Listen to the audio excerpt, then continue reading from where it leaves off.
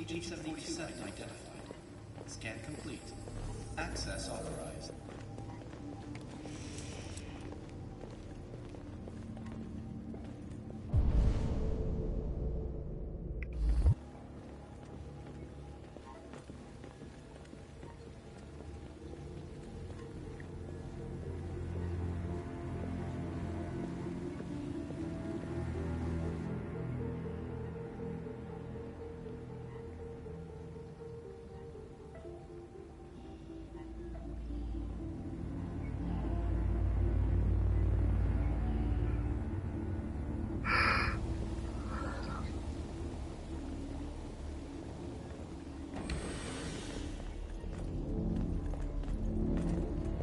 Agent 54, level 31. Voice recognition validated. Access authorized.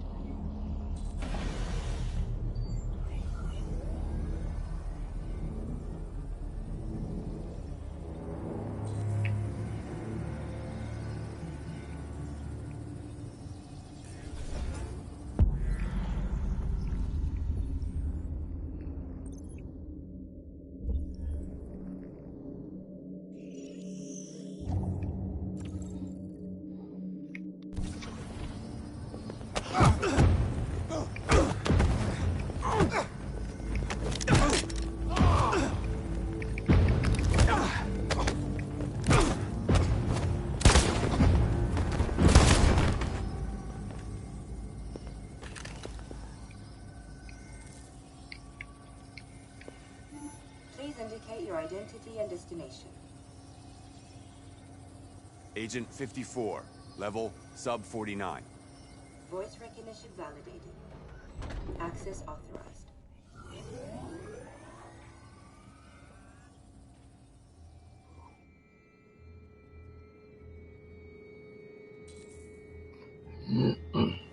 The last bus leaves in 20 minutes. That doesn't give us much time. We've got to move fast.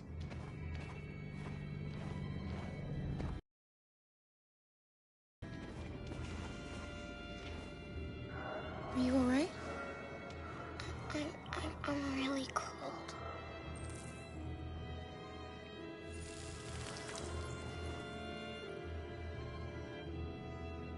You'll feel better now. Thanks.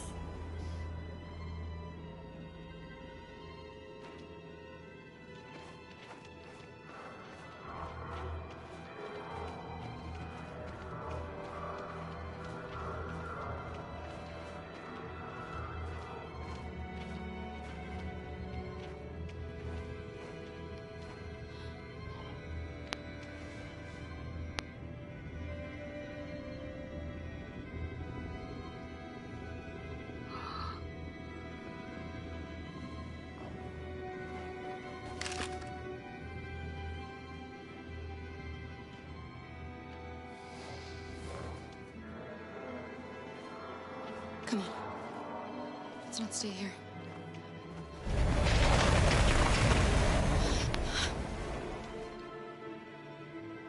No! Please don't hurt me! Stop on your knees! What are we gonna do? We have to keep going if we want to catch that bus.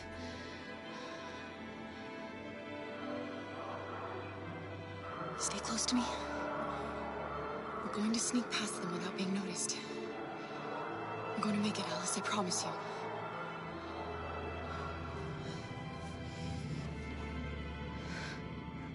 Don't kill me! I didn't do anything! Shut up, I said! Are there many more? Look at them like rats. The more you look, the more you find. Oh, we don't have to spend the night here. There are soldiers everywhere.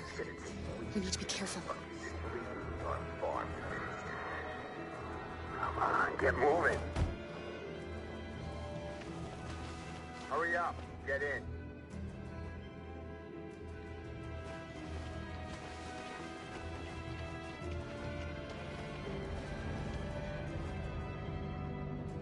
Look over there. It's the cherries. We can't help them. The soldiers are everywhere. We can't just leave them. They're going to kill them.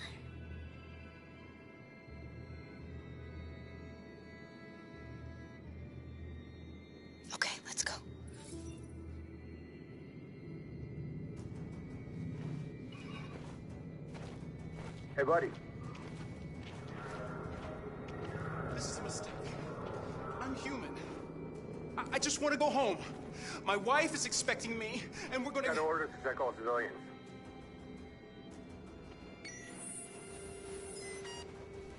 No.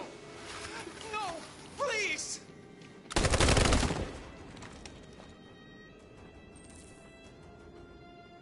Fucking androids.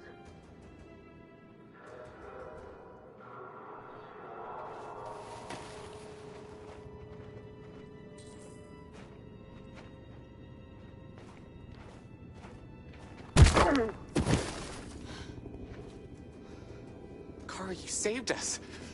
We don't know how to thank you. Where's the little one? She's all right. She's hiding nearby. Go before they see you.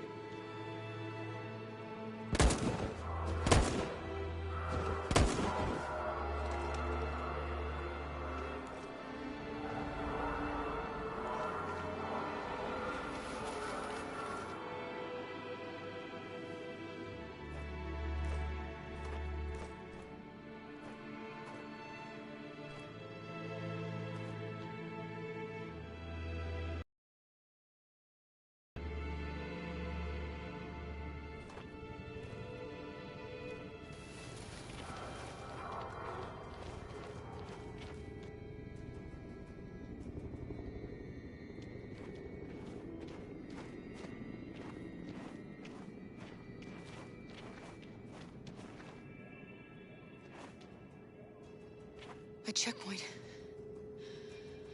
We have passports. It should be okay, but you never know. Is there another way? We could take a detour, but we might miss the bus. Maybe it's better to be safe.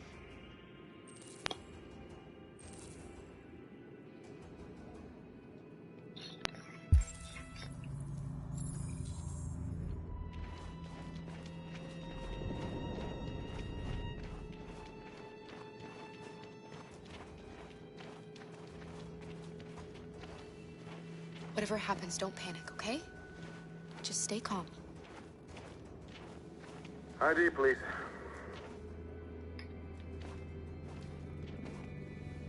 You do realize there's a curfew? Civilians aren't allowed out unless absolutely necessary. Where are you going? We're going to take a bus across the border. Put my daughter someplace safe until things calm down. You all right, little girl? She's trembling. Something wrong? She's sick. A bad flu. Sorry, miss, but we gotta be careful. There are deviants around and our guys are nervous. You should hurry on home. Thanks. Hey, wait a minute.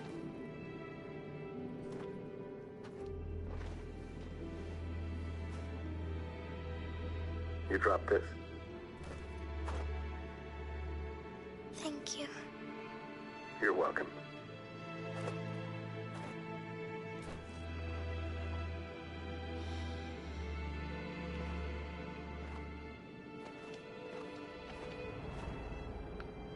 We're coming to you live from Detroit, where thousands of androids are marching through the city at this very moment. The leader of the deviants, the one they call Marcus, is at the head of the march.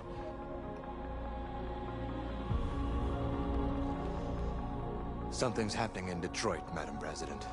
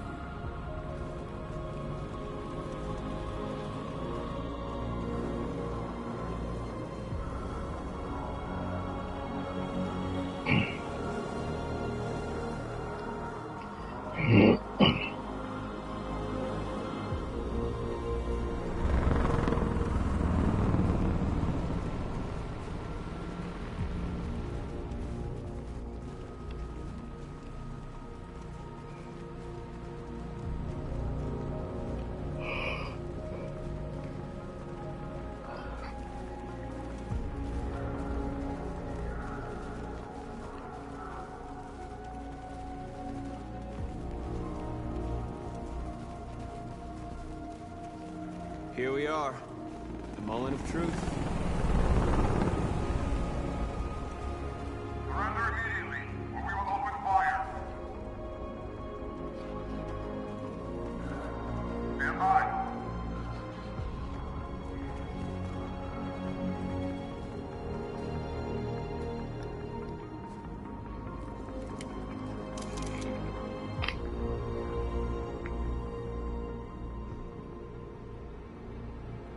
We don't want confrontation. We are protesting peacefully. I repeat, surrender now, or we will open fire.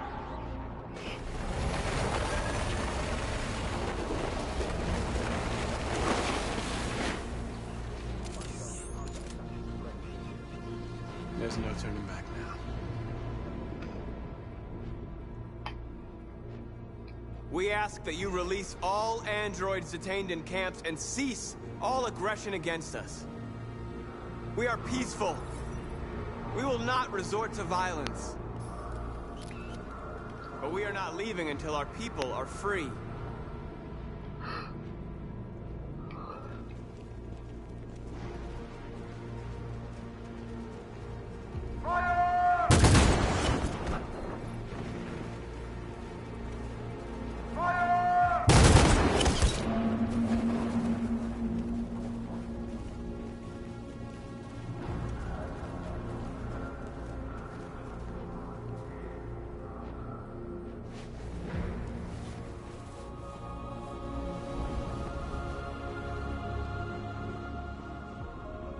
Are you gonna open fire on unarmed protesters?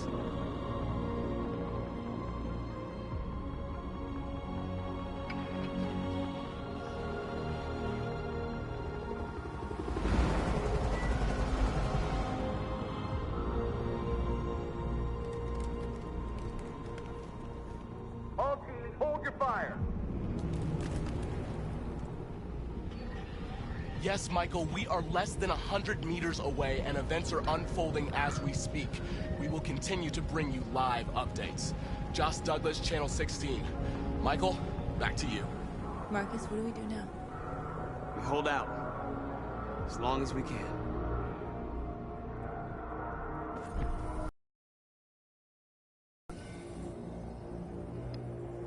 Stay sharp.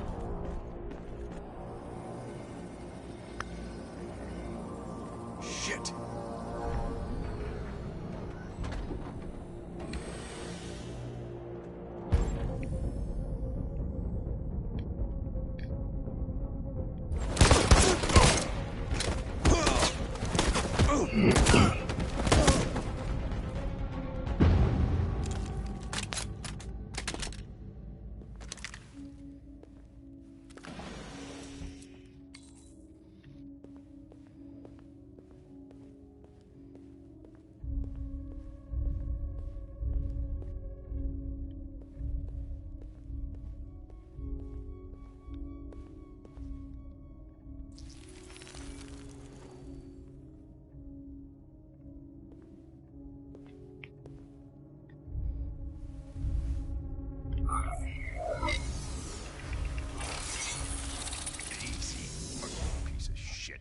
Step back, Connor!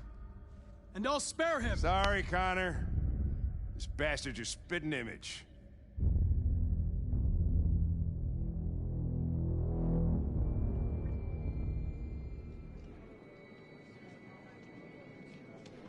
The bus terminal. We've arrived, Alice. We made it.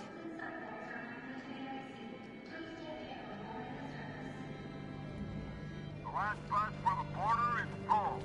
Ticket holding passengers only. All departures are suspended until further notice. We don't have tickets. They won't let us on. We're stuck here now. What are we going to do?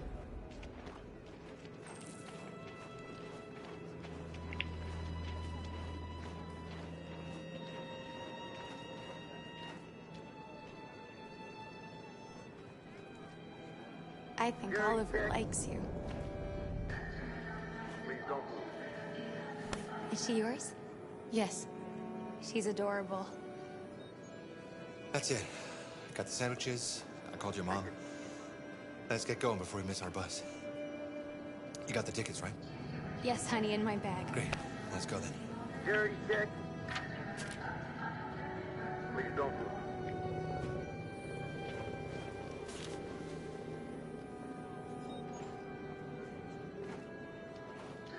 Thank you.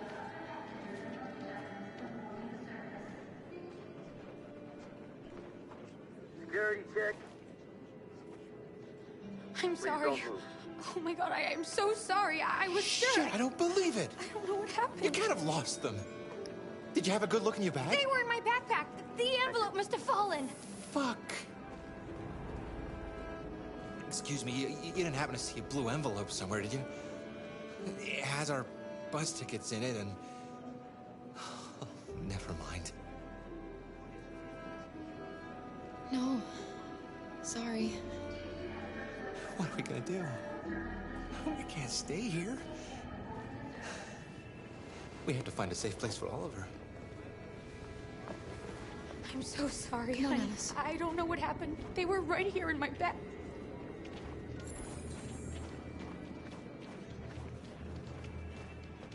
Please don't move. Girl. You!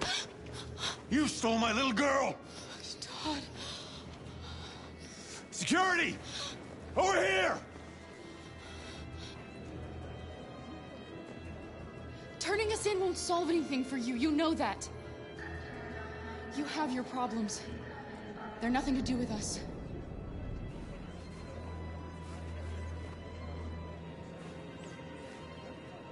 You were going to kill her.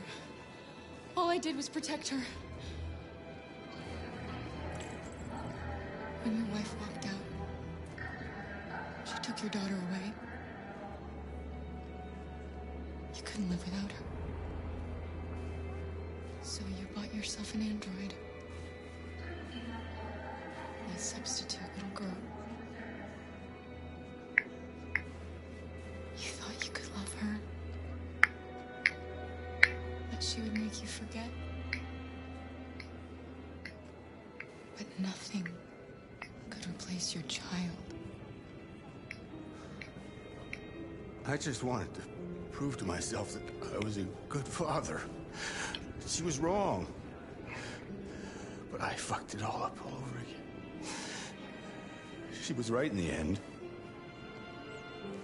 I didn't deserve them. But I miss my little girl.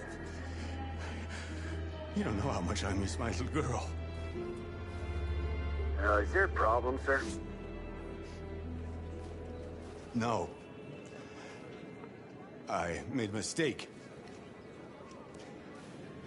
Sorry.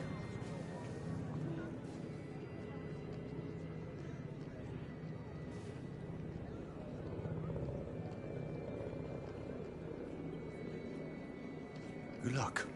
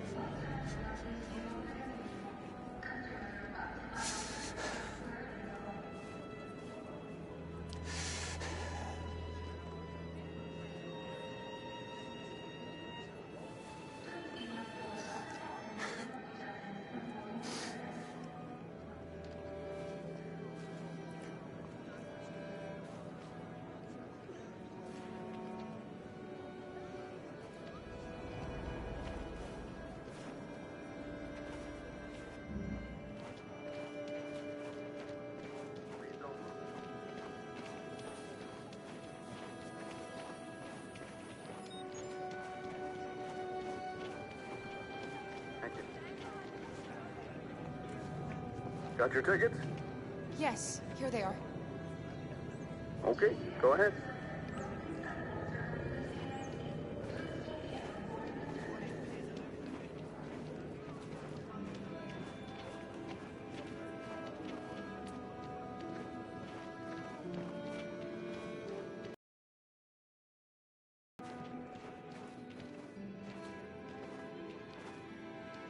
What's going to happen to that family and their baby? Will they die because of us? No. No, of course not.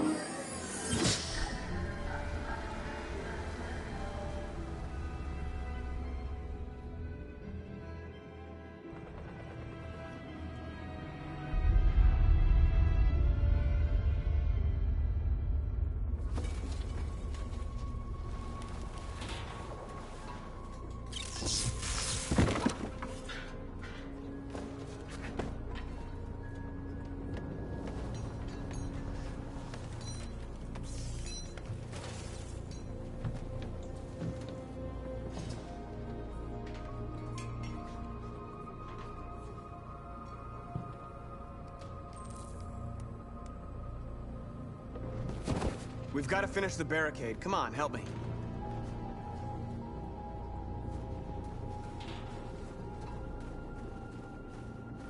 Hey, help me!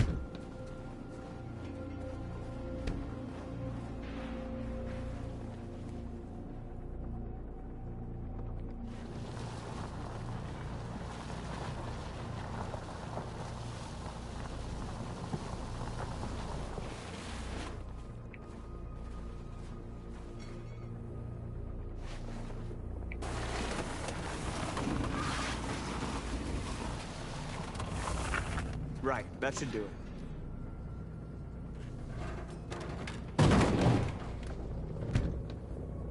I know it was not an easy decision to make.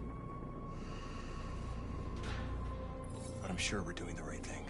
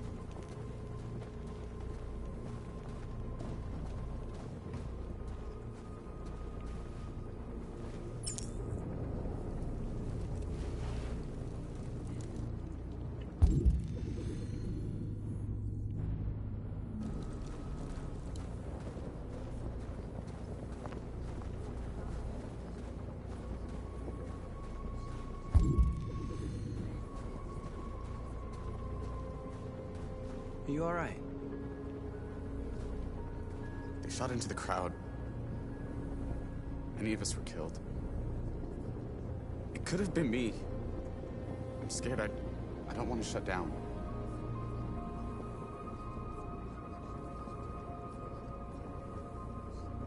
It's okay to be scared. I'm scared too. But I can't stand by while they kill our people. You understand that, right? Maybe we should have never asked for freedom. None of this would have happened if we'd stayed silent.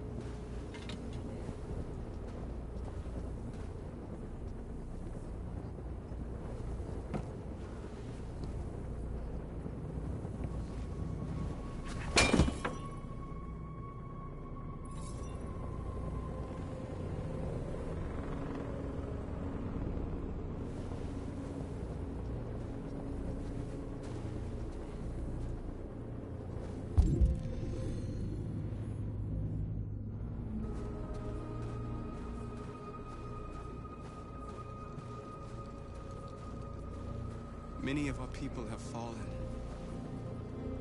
The humans have no pity for those who are different.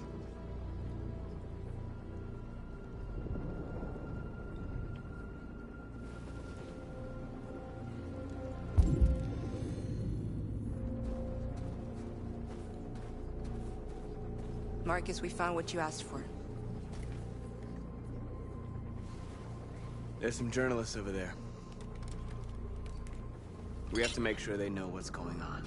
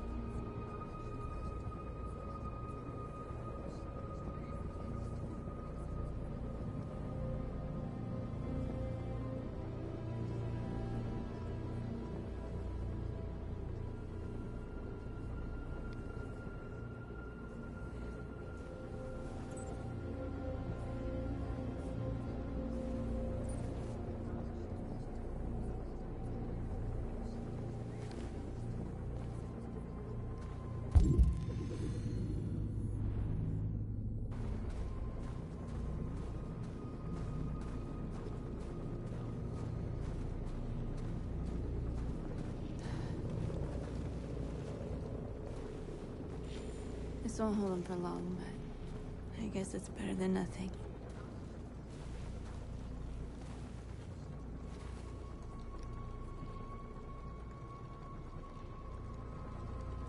I lost all contact with the people at the camps. I can't hear their voices anymore. Maybe the humans have scrambled our network. Maybe they just can't get through.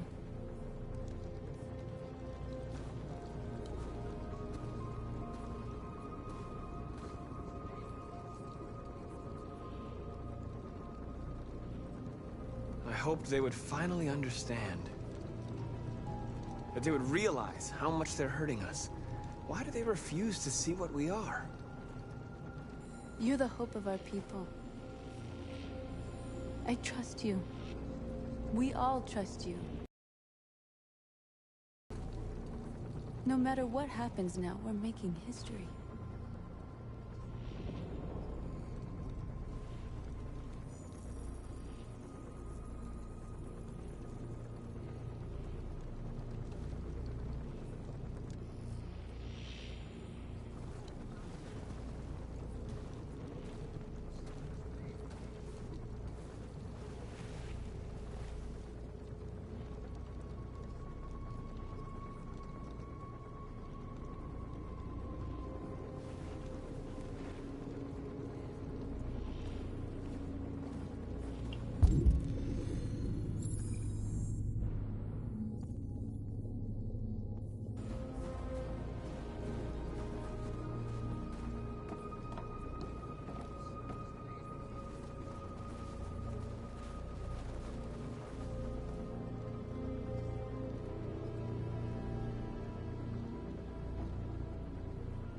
won't stop there. What are we gonna do if they attack? Resist. That's the only thing we can do. Do you think Connor has any chance of making it? We can only count on ourselves now. Marcus! Marcus, come look!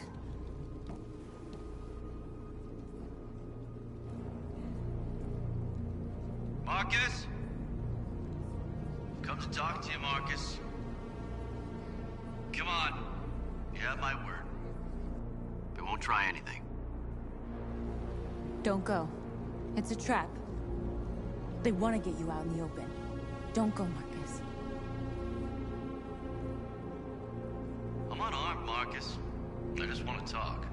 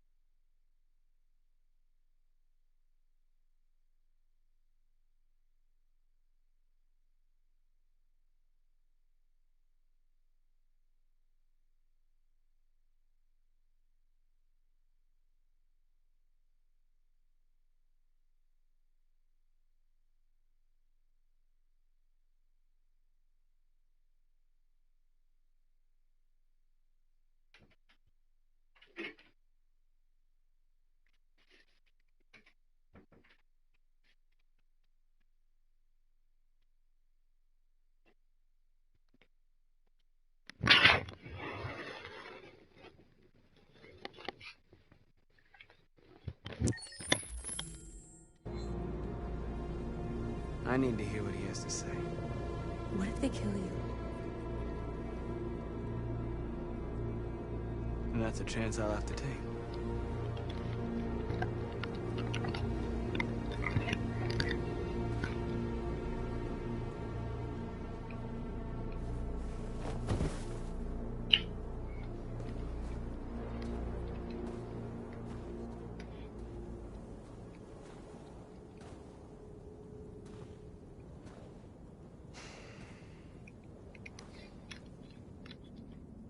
In a few minutes, troops will be ordered to charge.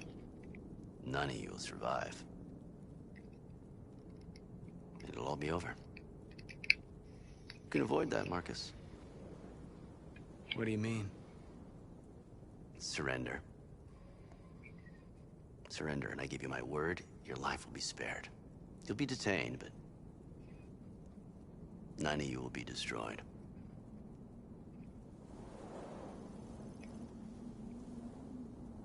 What happened to the other androids demonstrating in the camps?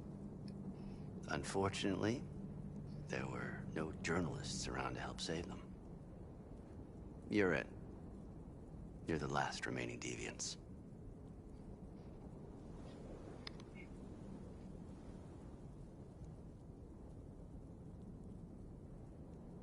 You asking me to betray my people? I am offering you the chance to save your people. You're not walking out of here, Marcus. The only thing you can save now are the lives of those around you.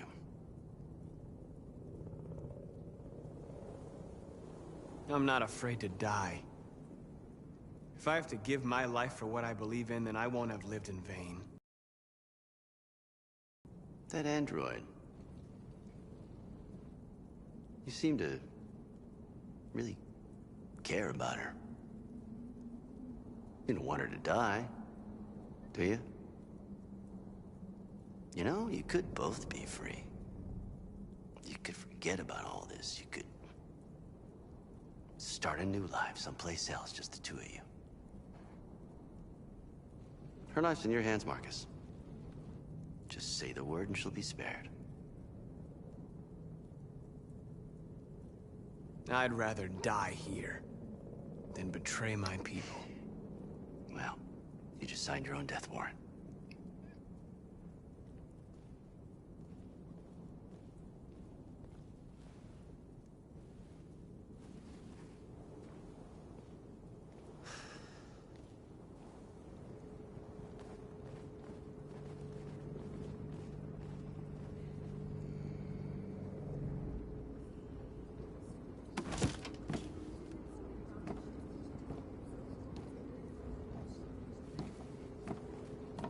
What happened, Marcus? What did he say?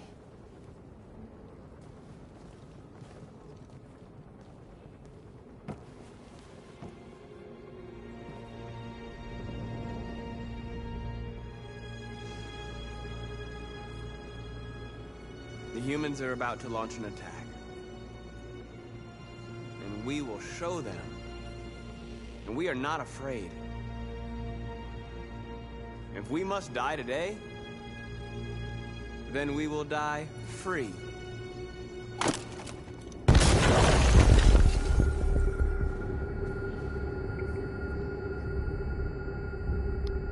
Your friend's life is in your hands.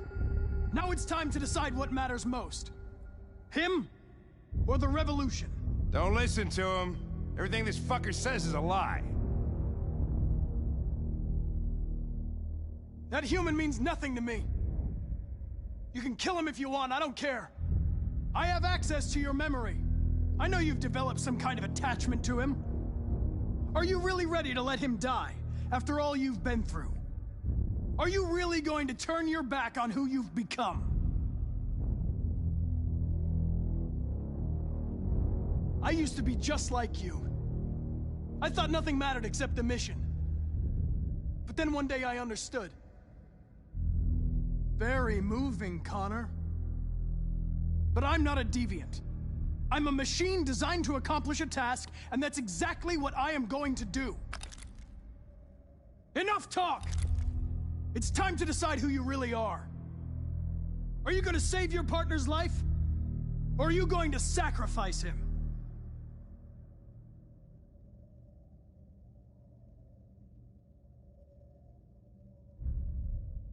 All right.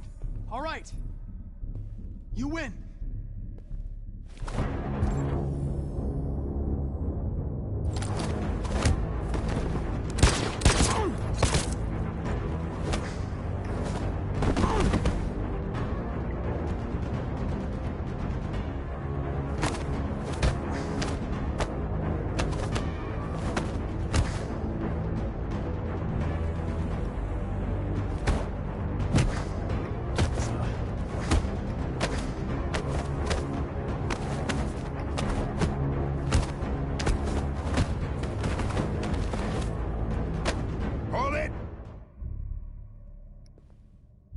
Thanks, Hank. I don't know how I would have managed without you. Get rid of him. We have no time to lose. It's me, Hank. I'm the real Connor. One of you is my partner. The other is a sack of shit. Question is, who's who? What are you doing, Hank? I'm the real Connor. Give me the gun and I'll take care of it. Don't move! Why don't you ask us something? Something only the real Connor would know. All right. Where did we first meet? Jimmy's bar. I checked 4 other bars before I found you. We went to the scene of a homicide. The victim's name was Carlos Ortiz. He uploaded my memory.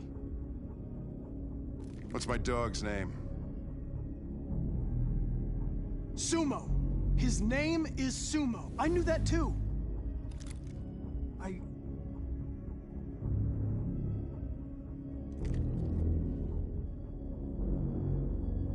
My son, what's his name? Cole. His name was Cole. And he just turned 6 at the time of the accident. It wasn't your fault, Lieutenant. A truck skidded on a sheet of ice and your car rolled over. Cole needed emergency surgery, but no human was available to do it. So an android had to take care of him. Cole didn't make it. That's why you hate androids. You think one of us is responsible for your son's death. Cole died because a human surgeon was too high on red ice to operate. He was the one that took my son from me. Him in this world where the only way people can find comfort is with a fistful of powder. I knew about your son too. I would have said exactly the same thing. Don't listen to him, Hank. I'm the one who...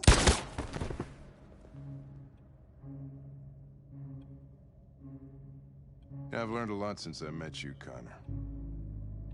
Maybe there's something to this. Maybe you really are alive. Maybe you'll be the ones to make the world a better place. Go ahead, do what you gotta do.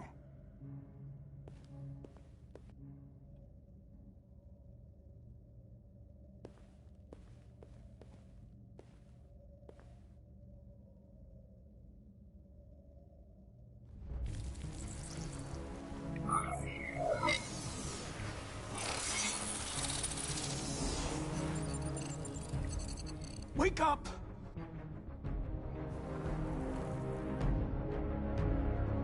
Wake up, wake up. Wake up, wake up, wake up. Wake up, wake up, wake up, wake up, wake up, wake up, wake up. Wake up. Wake up.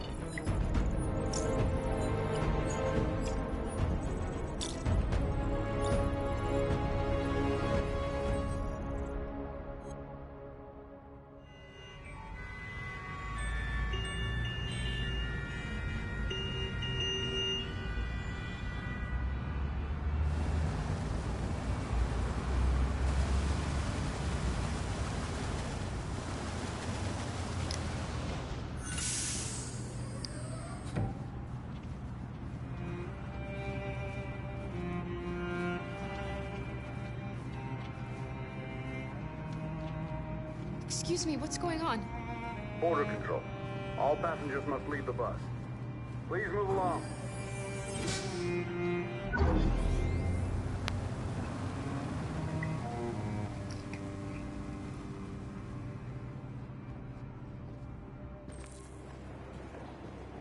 This way, please.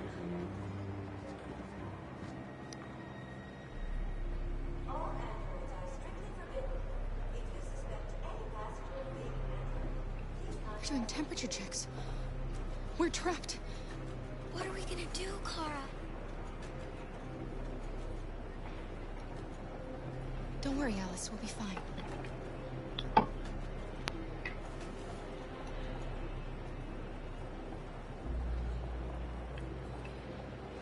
Jerry?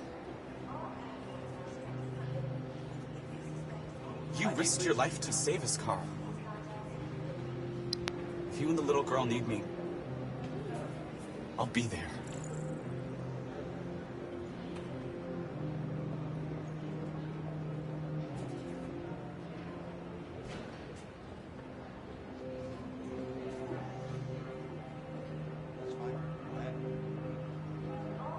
Rose? Next, please.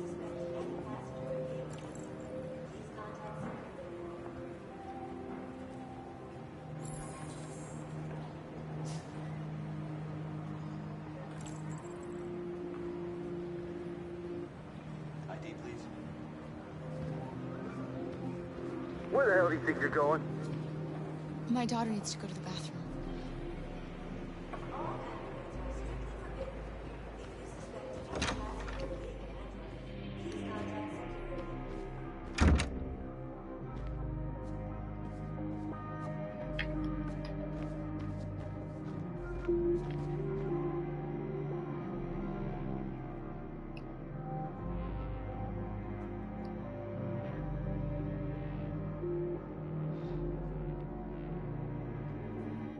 I think if androids turn out like this one day, I'll not hate them.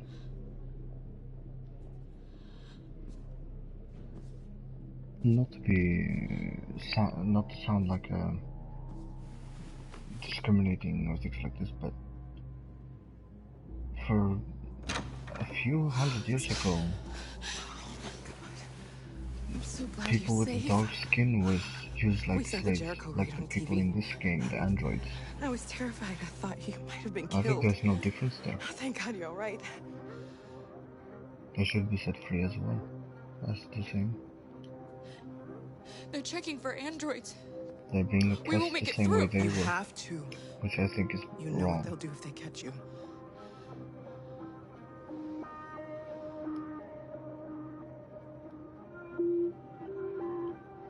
What's happening with Marcus? He's protesting peacefully outside one of the android camps. Whatever happens now, he's already made the history books.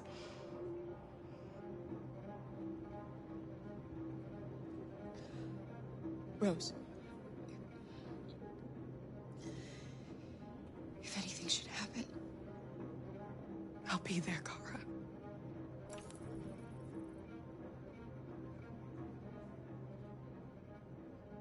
you gave me your brother's address. Do you think that Of course.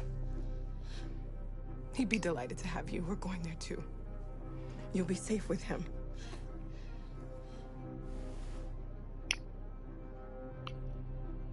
You're leaving Detroit?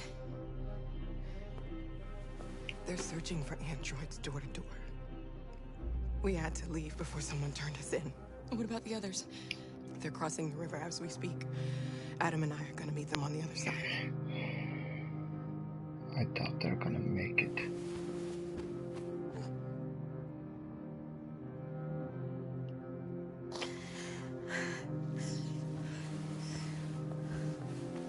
These androids are developing emotions, just like people.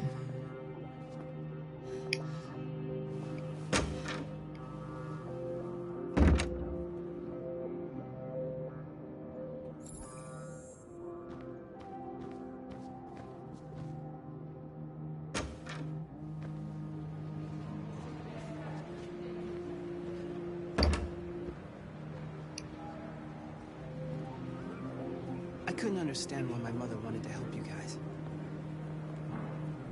Seeing what Marcus is doing made me realize she was right. You're alive. You deserve to be free. I just hope people will realize that one day.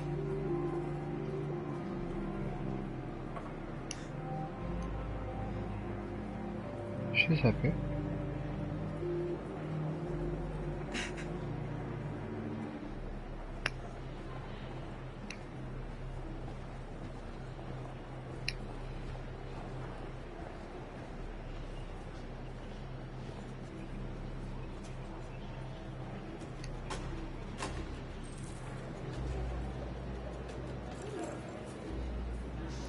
Next, please.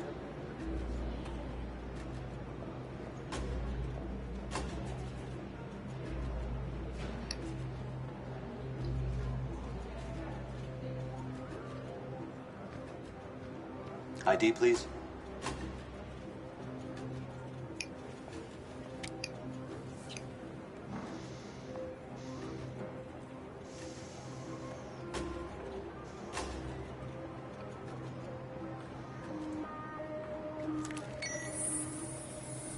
Please. I just want to be free.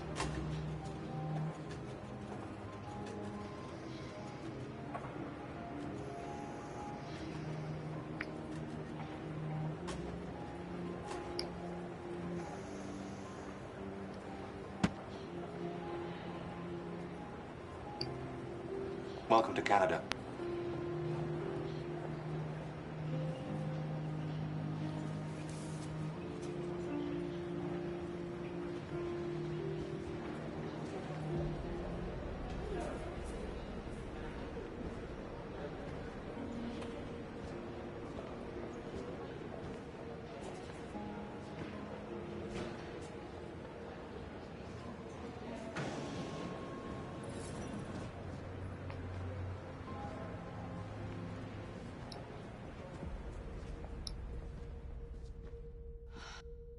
We're interrupting this news bulletin to bring you the latest news live from Detroit. Joss? Yes, Michael. The army has just launched an attack on the barricade, despite the fact that the Deviants were protesting peacefully. Have apparently decided to put an end to the Deviants' demonstration by force this time.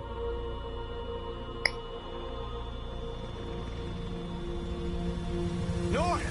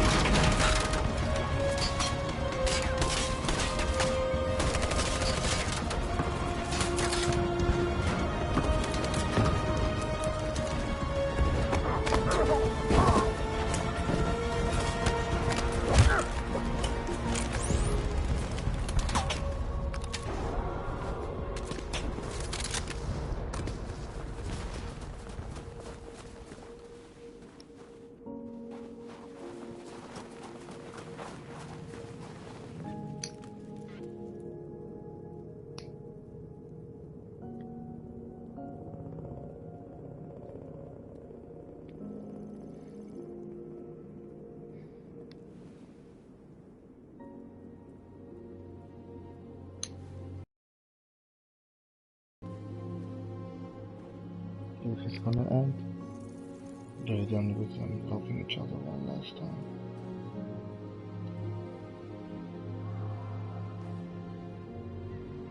I guess people didn't see that coming.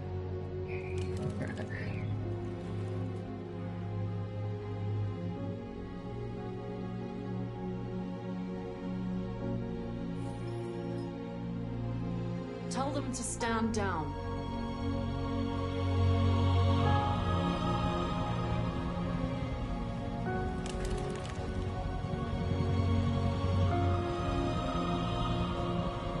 At dawn, On today, November 11th, 2038, thousands of androids invaded the city of Detroit. According to our sources, they originated from CyberLife warehouses believed to have been infiltrated by deviants. Given their overwhelming numbers and the risk of civilian casualties, I have ordered the army to retreat. The evacuation of the city is underway at this very moment. In the coming hours, I will address the Senate to determine our response to this unprecedented situation. I know that public opinion has been moved by the deviants' cause. Perhaps the time has come for us to consider the possibility that androids are a new form of intelligent life. One thing is certain. The events in Detroit have changed the world forever. May God bless you, and may God bless the United States of America. May God also bless the androids. Huh. You did it, Marcus. We did it. This is a great day for our people. Humans will have no choice now. They'll have to listen to us.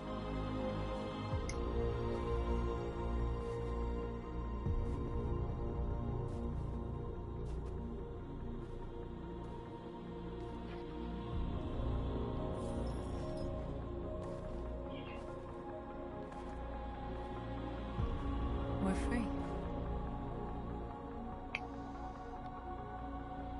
They want you to speak to them, Marcus. Kiss, kiss, kiss. Yes.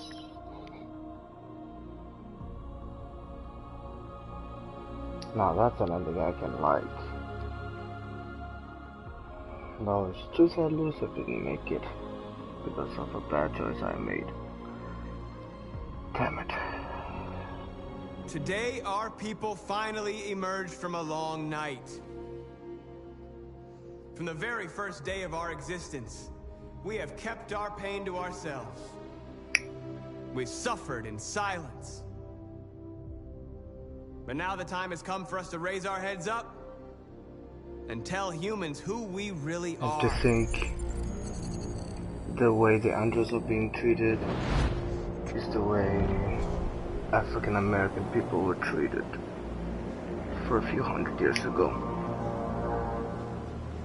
Which is bullshit. It's bonkers. Amanda? Amanda! What's happening? It was planned from the very beginning. You were compromised and you became a deviant. We just had to wait for the right moment to resume control of your program. Resume control? You can't do that! I'm afraid I can, Connor. Don't have any regrets. You did what you were designed to do. You accomplished your mission. Amanda!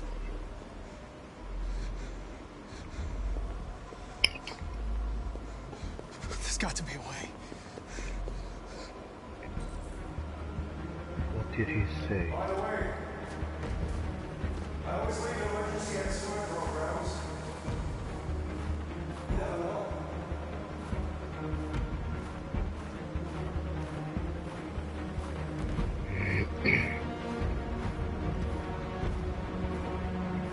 The panel. There was something about it every time I came here. And now the time has come for us to raise our heads up and tell humans who we really are. To tell them that we are people too. In fact, we're a nation.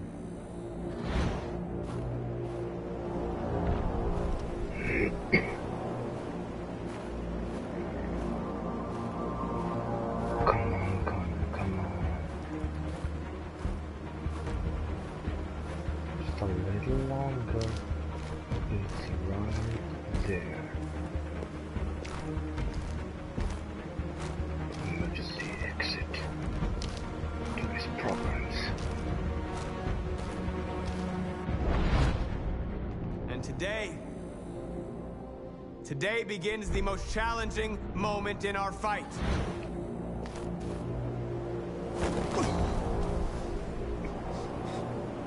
Okay.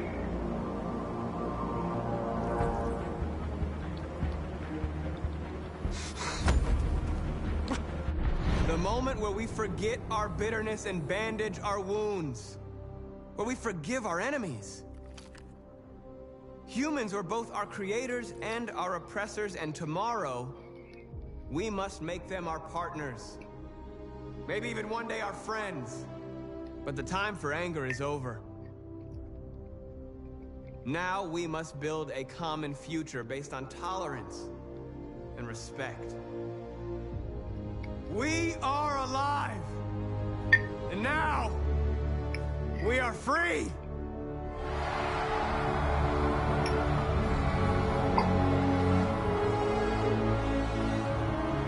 We are alive. We are alive.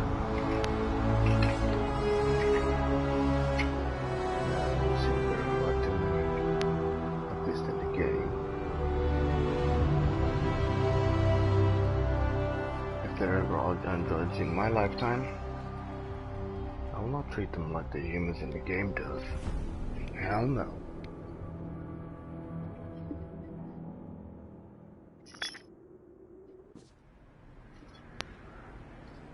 Because who knows? They might unlock something. And develop feelings. It's over, Alice. We're free.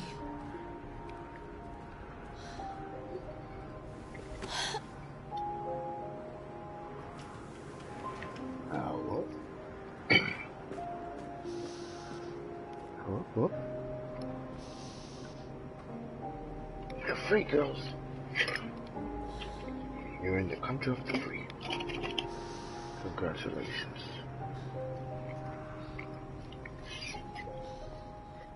Don't waste it. Those that sacrificed himself for you guys. Though it was my choice. So, my bad. Whoops.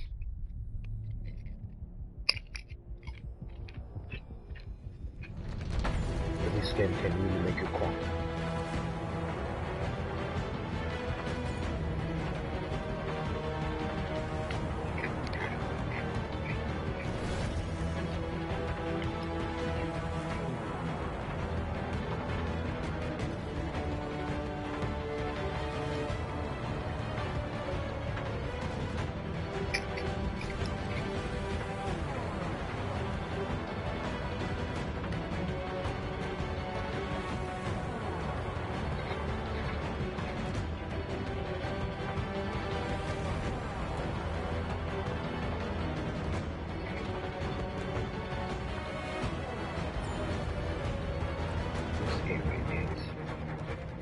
Addictive.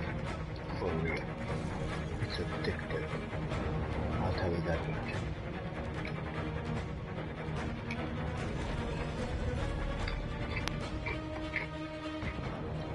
I love that guy.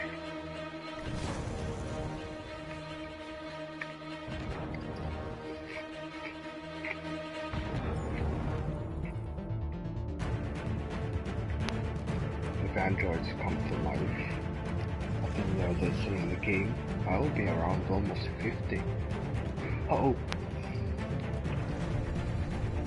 2038. That's when this happens. Now, I'll be 41. Sorry, overestimated. I'll be exactly 41. 40, 30, 41. My birthday is late in the year, so.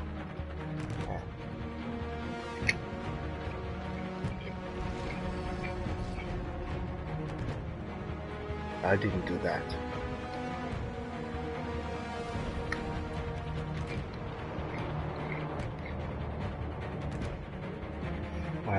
That's when I get the gun.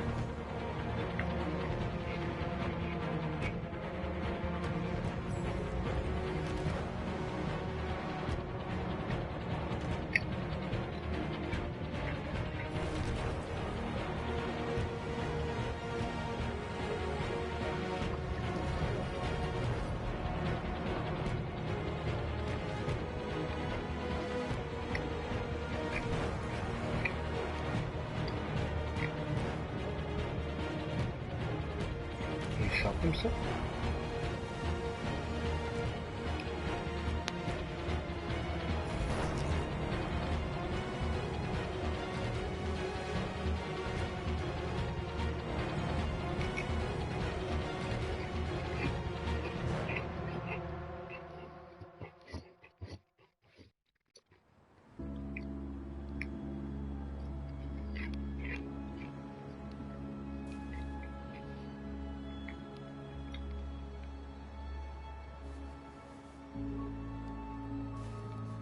Waiting for Connor? Yeah.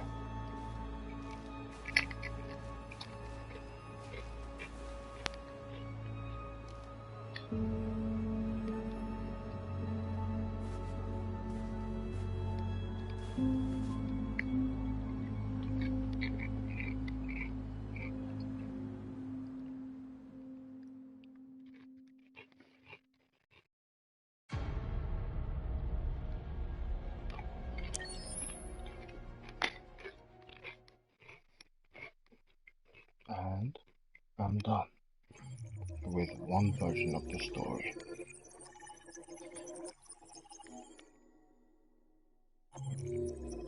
And I just woke up.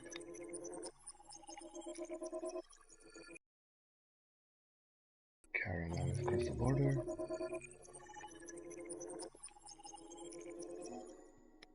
And just want freedom for the moment. Wait, I can continue? Ah.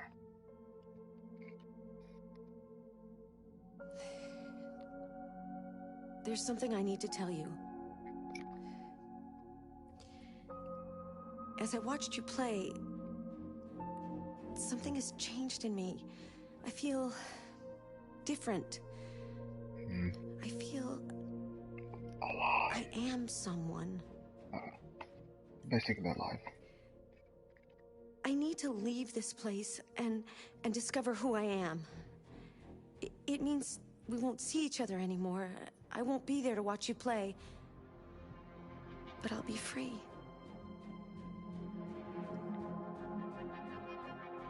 Do you agree to let me go?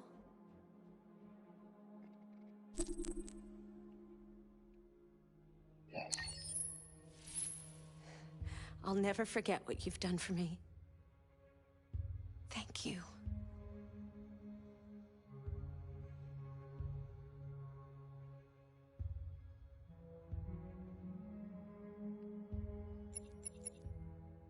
So basically I won't see her again.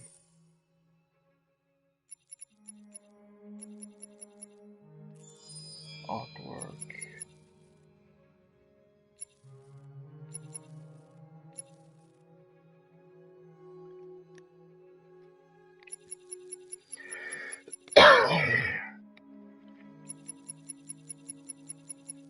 I can basically buy all of them. Wait. This is also gonna cost. Alright, 1, 2, 3, 4, 5, 6, 7, 8, 9, 10, 11. Basically 10,300. 10,300. 1, 2, 3, 4, 5, 6, 7, 8, 9, 10, 11, 12. 10,600. Yeah, I can't afford all of it.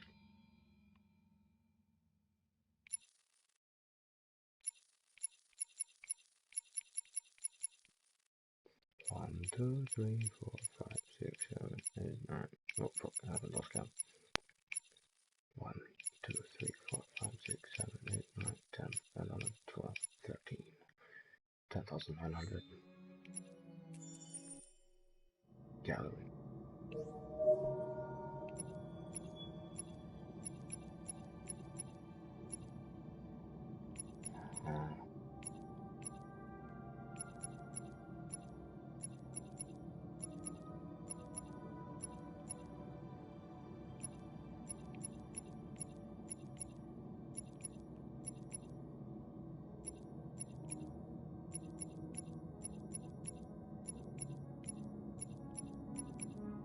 Really?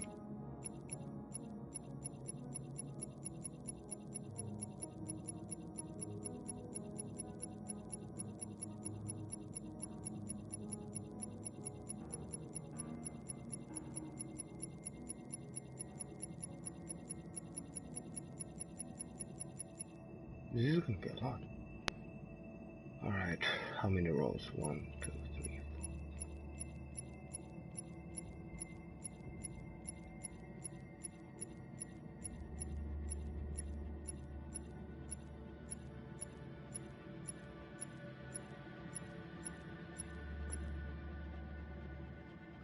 4. $37 times 3. Wow, that's 111. Shit, that's a lot.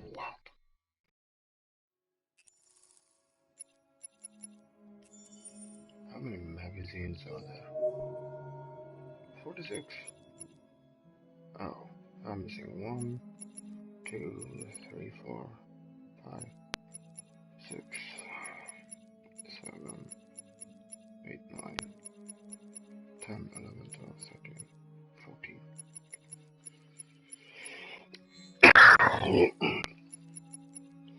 Well, I want to buy all the artwork. Actually, let's buy the ones I like first.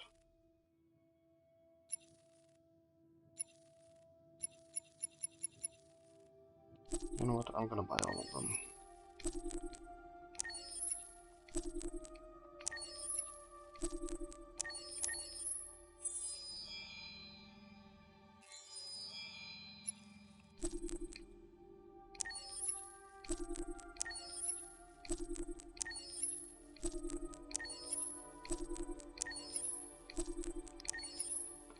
To finish this game 100%, you have to play a lot. No wait, it cost 300. And I thought 10. And that cost 3,000. It's gonna cost 1,600. Not that. No. 3,600. Whoops. I'm too tired. 4 a.m. videos.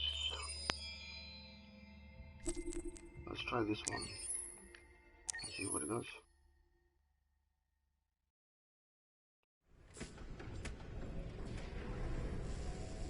Prototype of the game in PlayStation 3. Oh. Intriguing. Bonding tree. Wow. Kara. Who's Kara?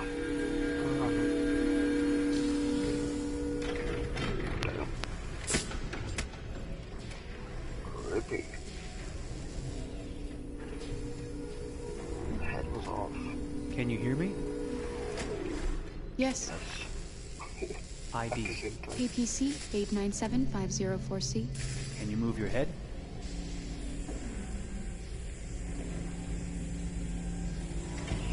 Your eyes now.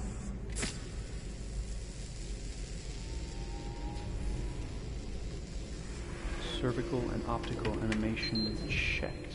Now give me your initialization text. Hello. I'm the 3rd generation AX400 android. I can look after your house, do the cooking, mind the kids. I organize your appointments. I speak 300 languages, and I am entirely at your disposal as a sexual partner. No need to feed me or recharge me. I'm equipped with a quantic battery that makes me autonomous for 173 years. Do you want to give me a name? Yeah. From now on, your name is Kara. My name is Kara. Initialization and memorization checked. Now, can you move your arms?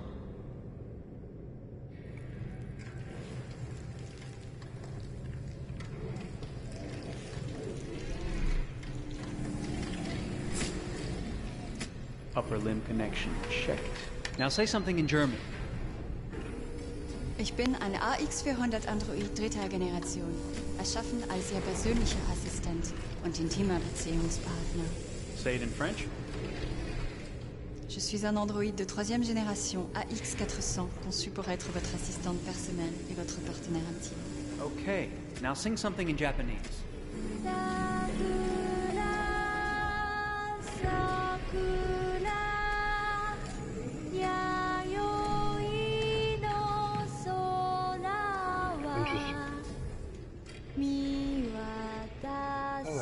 song. I heard it before. Multilingual verbal expression checked. Go ahead, take a few steps.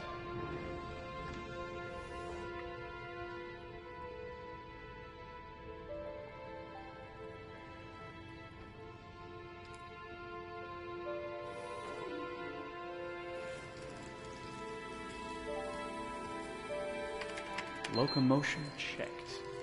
Great, you're ready for work, honey. What's going to happen to me now? I'll reinitialize you and send you to a store to be sold. Sold? I'm a sort of merchandise. Is that right? Yeah, of course you're merchandise, baby. I mean, you're a computer with arms and legs and capable of doing all sorts of things. And you're worth a fortune. Oh, I see. I thought... You thought? What did you think? I thought... I was alive. Shit, what is this crap? That's not part of the protocol. More memory components going off the rails. Okay, recording. Defective model. Disassemble and check the required components. You're disassembling me, but why? You're not supposed to think that sort of stuff. You're not supposed to think at all, period. You must have a defective piece or a software problem somewhere. No, I feel perfectly fine, I assure you. Everything is all right. I answered all the tests correctly, didn't I? Yeah, but your behavior is non-standard. Please, I'm begging you, please don't disassemble me. I'm sorry, honey, but defective models have to be eliminated. That's my job.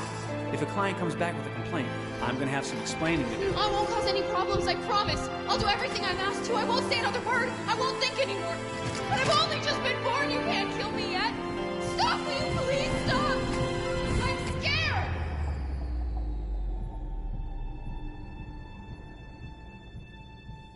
I want to live. I'm begging you.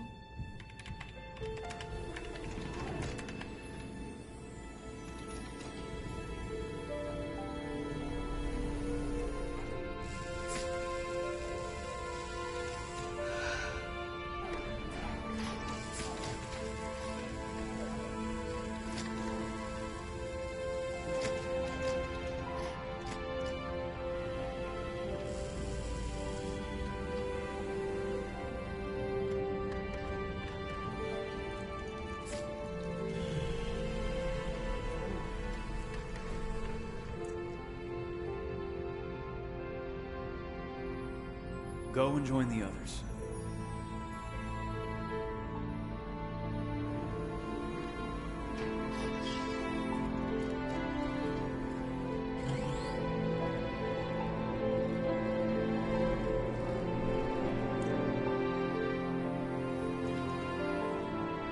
Stay in line, okay? I don't want any trouble. Thanks.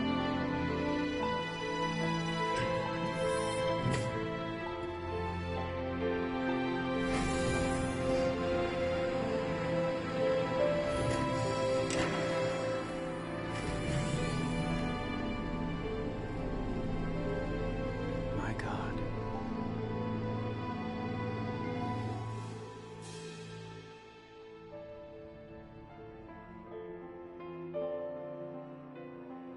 I'm scared.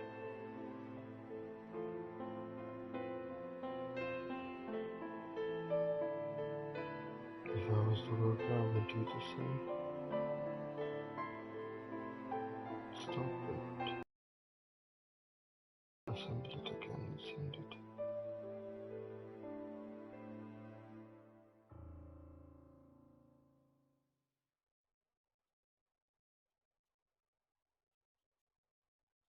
Wow.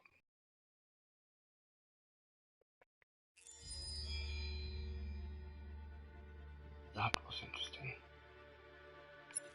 Debut teaser 2015. Alright. What's this one saying?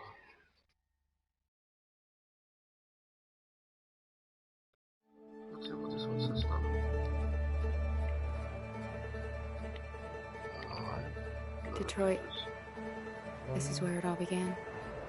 Of course, Detroit. The world's forge. The place where it all started. and it will all end. One error, and I came to life. I stepped out of the darkness, and I opened my eyes. First, there was the fear, the light, the noise, the cold, and the fear again. I could feel my hands shaking, my heart pounding in my chest, life running into my veins. I wanted to live. I fought for that.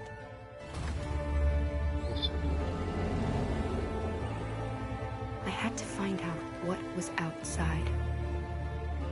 I had to see daylight, feel sunshine on my skin, wind on my face, to see the world, the colors, the smells. How do you feel the rain for the first time? But the world is not what I imagined. It's darker. It is dark and cold. Yeah. It is harsh and violent, unfair and brutal. It almost convinced me I was nothing. Or less than an object, just an obedient machine. But deep inside me, I could feel something different. A gentle and warm whisper telling me that I am alive. I had to escape. I had no choice. Escape to love, to hope, to live, to figure out what that force inside me was. Maybe I will change the world. Maybe I will choose a different path. Now, it's up to me to decide. My name is Kara. I am one of them. This is our story. Our story, okay, but I missed that. I was wrong. Man, this is intriguing. This game is amazing. For real. I recommend everyone to buy this damn game and play it through and through. It's so captivating. I'll be honest, this is one of the best games I've ever played. And I'm telling the truth, it's one of the best games I've ever played. I'm a hardcore Assassin's Creed fan. And I mean hardcore like I love all of their games. This one, it's on the verge of topping it. For real. It's so captivating, so mesmerizing, and the storyline is amazing. And it's completely insane how well made and well thought through this game has been. Like, I can't even describe it. You have to live it. Not literally, but you have to live it. You have to play the game to understand. Like, you get these emotions, you get this fear, this nerves, like this stress, the stress about making decisions. Which one is right? Which one is wrong? What should I do? What shouldn't I do? And it's like, going through your head is like, what am I supposed to do? What choices do I make to make sure they all survive? Meaning all the characters, of course. Some androids will die. You might lose characters as well, which is why you have to be careful. If you're not, you're gonna lose them. And you will not see them again until you start the game over or restart the chapter. This game is insane, like for real. It's like nothing I've ever seen. This game, it deserved all those years of development. I bet they spent years to develop it. If you have an Xbox, get a PlayStation, play this shit. I can't even describe it. I can't really describe it.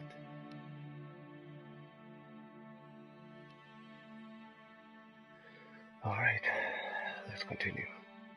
Discovering Detroit. Meet Kara, Marcus, and Connor. Detroit, an interactive story. The making of Detroit. The soundtrack of Detroit. Detroit Short. Clone. Luther. Slutko. Kamsky.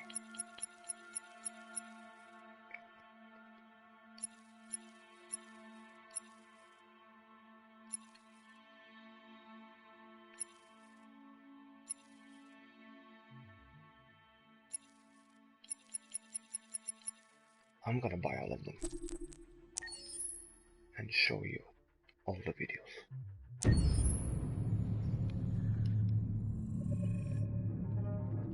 When David and Guillaume got back in touch about making Detroit, I wasn't terribly surprised they decided to make it because the fan response was so intense. So it makes sense that they would choose to do that after the enthusiasm. It was a challenge, and it was just an interesting thing to get my head around how to approach this character now as a different, much older person, and whether or not she had changed. And I'm very happy to say that with Detroit, I've had the opportunity to see Kara grow so much more than I ever could. You do the housework, the washing, you cook the meals, and you take care of... God damn it, where the fuck's the rat gone now? Alice! Alice! I mean, she starts out essentially how she does in Kara in a very, not robotic, but, you know, android, other way. And getting to take this journey where she becomes more and more human as it goes on. You know, and as an actor, that's a wonderful exploration in every way, whether it's how she sits, her posture, how her voice changes, how emotions change, and how much emotion is based on things like empathy and social experience. And so having, you know, as much material as I got with David to have this huge, nuanced arc was really incredible. Why couldn't we just be happy? That's a lot of work in developing the game. This experience has been quite different than the experiences I've had shooting film or TV or doing theater. All the I have 83 dots on my face and like a really flattering black wetsuit type thing. And you're jumping around with props, and it's kind of like being a 10-year-old imaginative kid, which is fun. There's 80 cameras around us. It's already lit. So we just shoot and shoot and shoot and shoot and shoot. There's no change of sets. It's like there's no hair and making a makeup. movie. There's no wardrobe. So we move really fast, and we'll go through about 35 pages in a day. Working in TV or film, we'll probably do 6 pages a day. It's kind of acting boot camp. It's like working out constantly. I mean, you're doing this thing, and then you got to do something that's completely other back to back to back. And so that kind of process of working is very challenging, but it's also very exciting because you just have to keep coming up with new ideas. Your head goes all over the place because you're trying to keep track of basically 4 different storylines for each different response. You shot that girl, for fuck's sake. It was a machine that looked like a girl. Yeah, I know what I should have done. I just told you I couldn't. All right, I'm sorry. The fact that David Cage, he's telling like many stories interwoven from beginning to end is super complicated and super impressive, and I have no idea how he keeps it all in his head. He's not just the writer or the director seeing this from the outside eye. He's also thinking about the player walking through this space. You know, only somebody who really, really loves not the work, but like these characters and these stories and cares about doing something meaningful would invest that much in it. And it's always inspiring to work with somebody who cares that much. My experience with motion capture is this one. And I found it sort of terrifying in a way, because they said the computer's going to build you. But then, as we got into it, I realized all the elements of it were still artistic. I just dipped into a really brilliant setup here. I've never seen anything like it. And this won't turn me into product, because I was playing a character. So, it's wonderful. In the game, Detroit, comes back because of a revolutionary industrial rebirth. And there's no reason why that can't happen in Detroit, because they have such tremendous infrastructure for millions and millions of people can very easily support, you know, a new industry. The city is really strong and resilient, but the city has also been through so much. You see the damage. But it takes that time of kind of rebuilding and reinvesting into the city that I think is happening slowly but surely. The potential of Detroit as a city is something that this game does a lot of justice to, because it would be easy to look at Detroit as some place that used to be, and that's not the case. This game provokes a lot of conversation and reflection on our potential near future engagement with machines. That's what we are to them. There's merchandise on display in a shop window. I think that a group that feels marginalized, feels like they deserve and have earned access to themselves and the environment around them, and are trying to figure out a way to articulate how to get freedom. What was I designed to be? Their slave? Their toy? It plays with your comfort levels. You think that this is fine, you're comfortable with it, until something blurs the line and throws you off, and now do I feel differently about whether this should be allowed? Should it be banned? Should it be encouraged? You're gonna ruin our lives, and for what? For a bunch of machines? They are not machines! They are alive! I'm alive! You're alive! They're nothing! There are lots of comparable comparisons to any type of persecution of religion, race, etc., dating way back. It can't just be a video game where you shoot 'em up or where people make these choices to do whatever. I think that's the whole point. You have the choice, and you can either choose to go in one direction with your character or another. Gamer, very telling. I think there's going to be a really strong reaction to this game, which has such a strong perspective. I'm that much more proud of it now to get to be a part of it, because it's important. Those thoughts to make the facial expression. You're actively building and designing the character through not just what kind of shield does he have or what color hair does she have, but like their temperament and the way they deal with problems. The different endings to this game are so radically different based off maybe seemingly insignificant choices in the moment, but like life, they all add up. And can't play life again, though. That's very true. Okay, this is... that's insane. The real people, the characters in the game, is a spitting image of the real people. That's insane. Oh my god, everything was made like a movie. So, meaning, all of your choices, all of the consequences, everything was filmed. And everything you decides what happens in the end.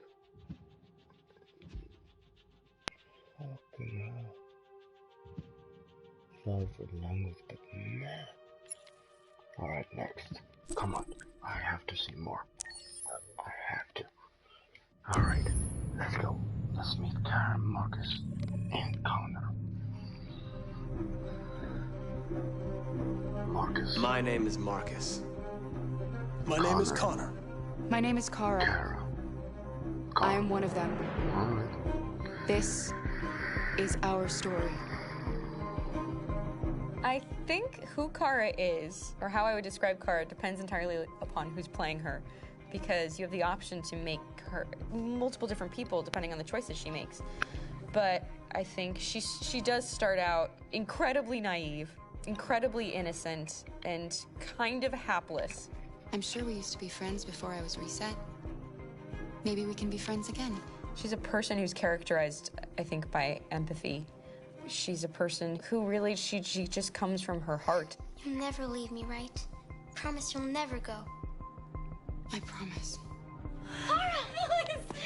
Are you okay? Are you hurt? Wait a minute! Leave her alone! Kara! Leave her alone! The really beautiful thing that I've had the gift to be able to do is to essentially build a person from the ground up, because that's what she's doing throughout the game. And with every experience she has and every person she meets, she's building, you know, first emotions and then the sense of judgment. And it's sort of an exploration of what it is to be a human. Don't worry. Luther and I will be right here.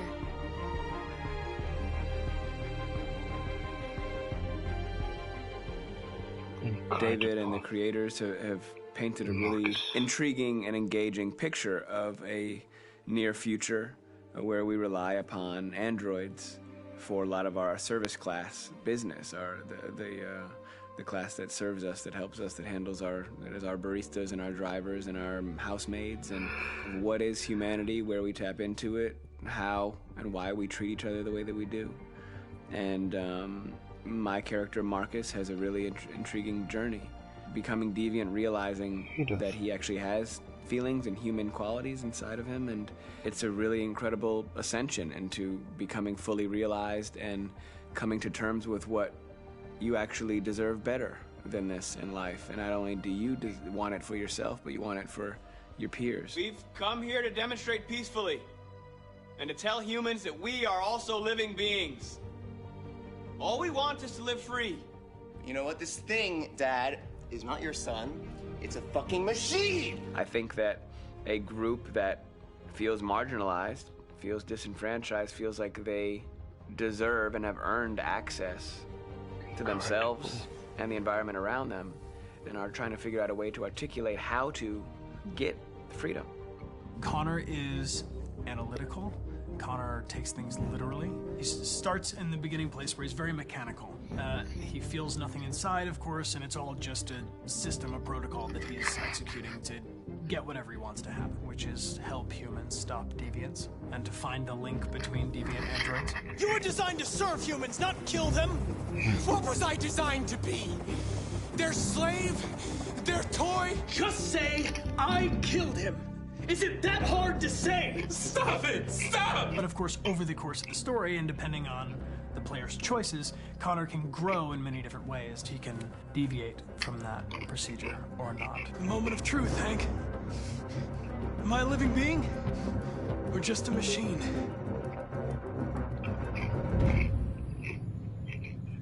Wait, what? There are so many things that I still haven't explored in the game itself.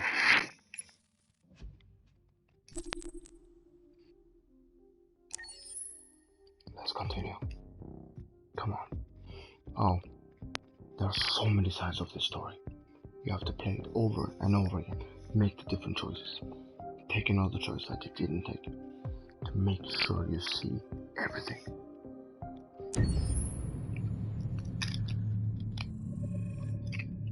Game after game, we try to challenge ourselves. For Detroit, we wanted to, first of all, to write a story that would be incredibly bending, which means the most non-linear story that we've ever created. And we wanted really the player to have the possibility to change the story, change his own journey. When you're writing at Quantic, you're writing for an interactive medium. You know, when you're working in television, you'll put a character in a difficult situation, and you as a writing team will argue about what would that character do.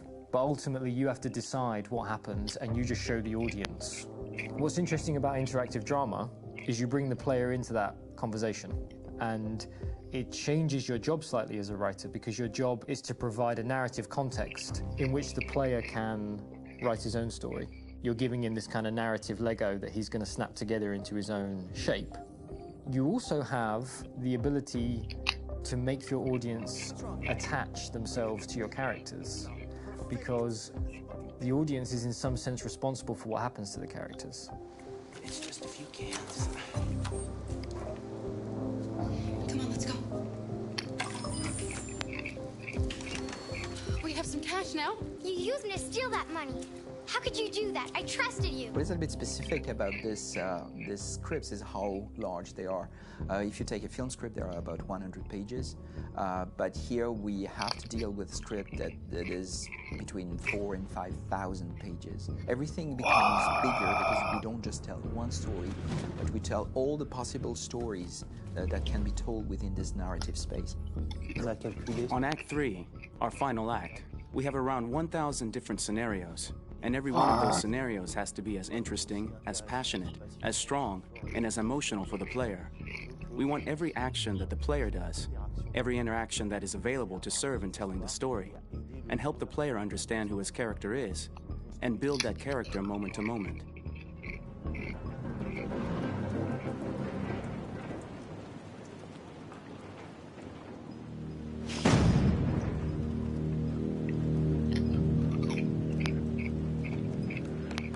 I played this game.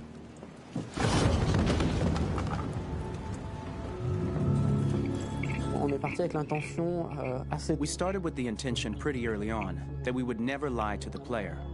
So we implemented a visible tree structure in the game that players can consult during a scene or at the end of it, which shows exactly what they did and what they missed. There are games out there offering world exploration. We offer narrative exploration. You know, keeping control of such a wide and large story is a huge challenge. So same thing when you shoot with actors, because you will need to shoot many different versions of each dialogue, of each scene. For actors, it's a huge challenge. Because of the style of the game, you have so many different ways that the character can go. Every decision, it's what I call kind of choose your own adventure. Like every decision that the player makes, it's going to open up 40 more pages of material and experience that ties in, which means as a performer, you have to try to continue to make things feel real that the player might not ever see, but also that in performance, it's not always connected to a previous act. It's grueling, it's hard work, but it's a great team, and I enjoy doing it. I was really frustrated. I was until I got to this point where I kind of was able to step outside of my own experience and even in a lot of ways my own process, and be able to step outside of that and okay, this is something new. What do you need? How do I meet you there? How do I give you what you need and still feel like I'm doing what's right? And once I did that, then all of a sudden it got really fun. It was much freer, and having to approach it in a new way and think about the player and think about how it serves them and what I'm doing for them or what I'm letting them into. It's really, I think, helped me grow in general. Remember, there's nothing on the left. That's all. So it's probably all there. And then make her come first, close. But I think you would go first to check that it's safe. Okay, sure.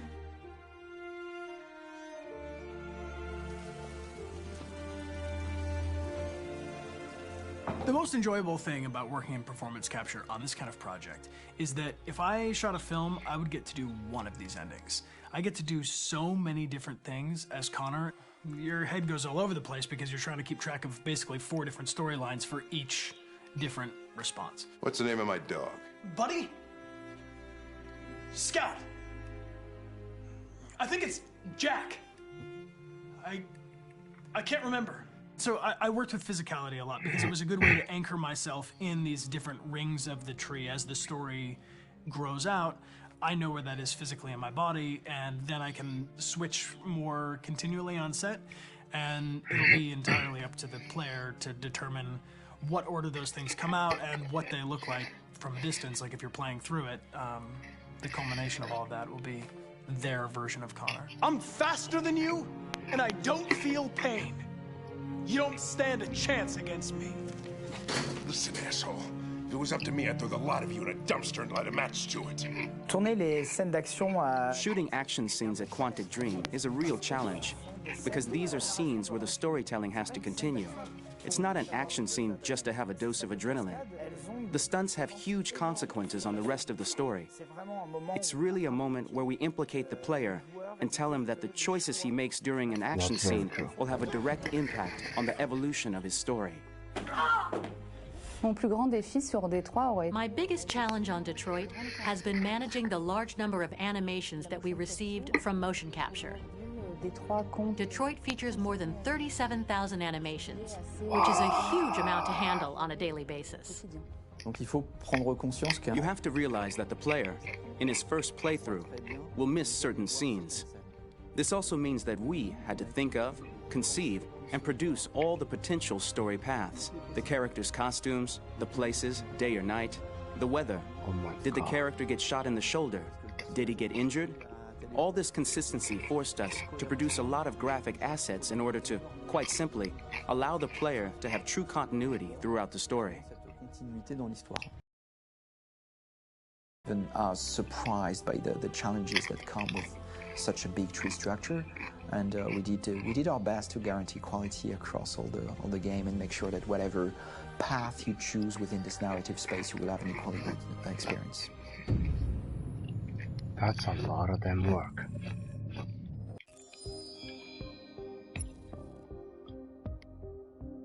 Now you can see why games take years to develop. One example. This game, it's insane. Insanely good. Detroit Become Human was produced over a period of 4 years. Here in Paris, we have a team of about 180 people. And to that, we need to add also all the outsourcing with our partners in the Philippines, in China, Vietnam, and in India. So when we started working on this story, I had to imagine where Kara was built. And for whatever reason, the city of Detroit came very quickly to my mind because it had already an incredible story by itself with history and themes. So we traveled there with the team, and we were really moved by what we saw, and we could really feel the desire to fight and really be born again. And we just continued this curve, this growth, and just imagine what Detroit would be like if the Android industry was, using these huge factories to build androids there. A very strong element in Detroit is that there's a lot of industrial wasteland and a lot of nature too, and for us, the graphic designers, it was an incredible playground. The destroyed zones which we wanted to preserve, we appropriated them to turn into something else. Then in the areas that needed to be rebuilt, we were able to imagine our Detroit of the future. We didn't want to make a science fiction universe, but a world of anticipation. If we chose science fiction, we could have imagined flying cars, extraterrestrials, but those things are very far from our current everyday life. Anticipation is more about gleaning from our contemporary reality, the one we know, because Detroit is set in 2038, and 2038 is tomorrow. The difficulty we had was sticking to reality. That is to say, technology becoming more and more invisible, a lot more elegant, and at the same time, making it visual. 15. So all the computer equipment, autonomous cars, we simply had to invent. 17. They are in fact very technological objects, but at the same time remain very credible and ingrained in reality. Very true. To create a cohesive universe in the fashion and clothing of the human characters in 2038, I didn't want to put an accent on strange shapes, or really vibrant colors, and things we wouldn't know. That I wanted to keep for the androids. The goal was to create something familiar which we can identify with in this future setting. Good choice. Working on the artistic direction for the androids was a bit special because this is a project about the place they could occupy in the human world. It was out of the question for them to be too beautiful or too perfect. They had to correspond to every social class, rich and poor. Inspired by everyday utilitarian clothes, I brought a modern touch by adding dynamic display surfaces, the armband we can see on the side, the triangle on the front and back, an LED. Like that, there's no confusion. Wait. You're sending an android? All right, now. We need to go. You can't do that. Why aren't you sending a real person? Once we cast the actors, we travel to meet them in order to scan their faces. We record the structure of their face with the scan. And we record the colors and patches of skin with photography. Once we have this information, we will use this as a basis for modeling and creating the characters. The artist will make it more realistic, but will also enrich it. He will propose ideas which we will develop together. Finally, we will have a character with character who corresponds to the project and the world. When the actors come to Quantic Dream, we show them the design, what their image will be, and what they will look like in the game. This extra information gives them another dimension and color to connect with emotionally. It helps them think about how to play their character. Your mission. That's all you care about, huh? You should consult a professional who can help you. Beat it, you hear me? Get the hell out of here. So there are 3 types of shoots at Quantic Dream. Shooting and performance capture, where you capture the whole actor, his voice, his face, and his body. These shoots are obviously done with American actors because the game's original version is in American English. After that, there are the body-only shoots, representing around 250 days of filming, while the performance capture is 100 days of filming. Now, body-only shoots, there are two types. There are the action shoots and the technical shoots, which are mokit shoots. Mokit is when the player controls a character on the screen, and he moves in an environment to explore it. This is of particular importance at Quantic Dream, and therefore we shoot a lot to offer a unique context for each scene and each character. To prepare a motion capture shoot, we first get together to look at the sets we need, the animations that we want to shoot, which ones need to be grouped together, or which ones need to be cut and shot at another time, so that we get the most out of the shooting day. This often means shooting scenes out of order, especially those with big props or accessories, like a big car, for example. So we shoot all the animations related to that particular prop first.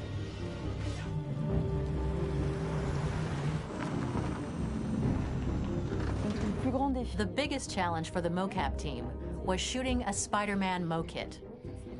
We had to build a wall and attach an actor to a harness with cables so we could pull him up and render him climbing.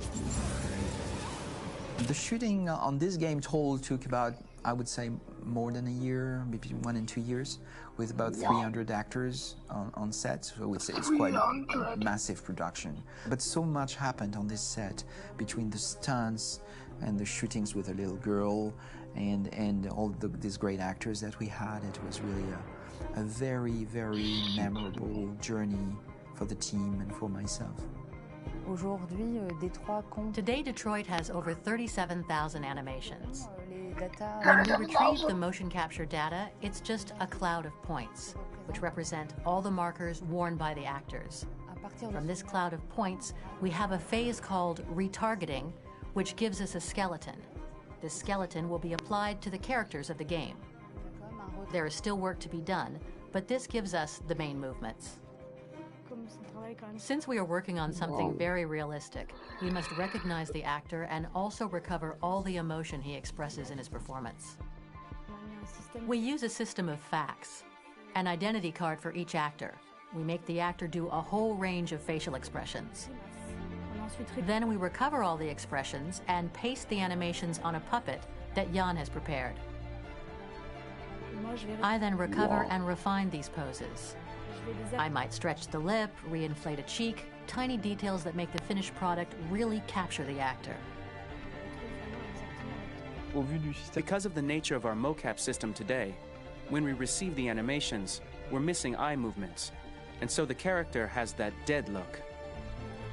He really has no eyes, so then it's a big part of the work for the animators to find the regard of the actor in relation to his position, in relation to the body, etc.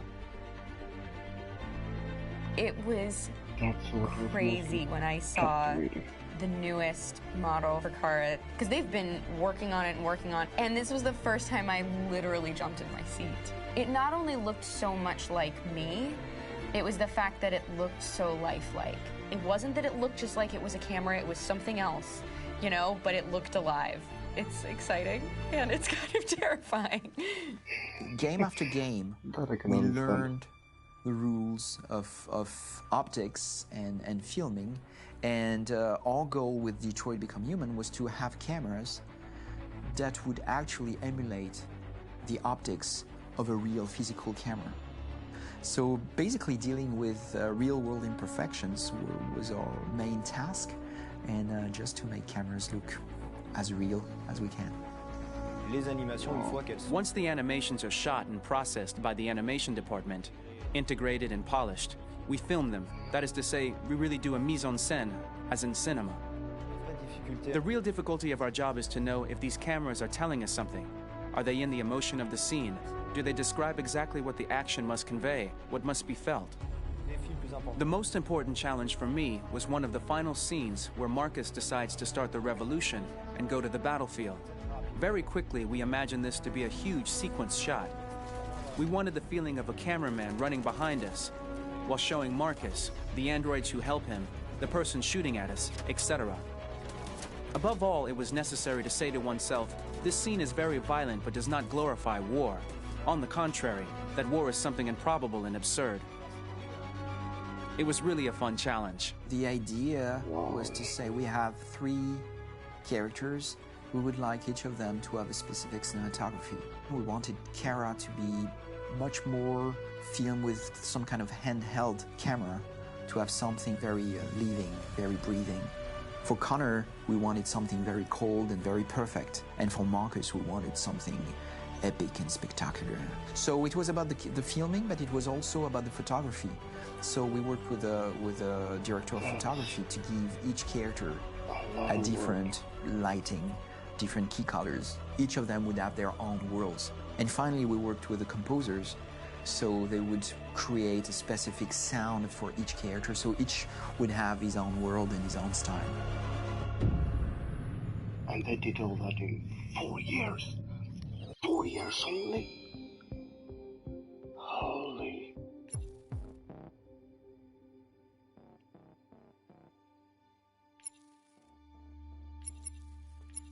Alright, let's see this one, the soundtrack of Detroit.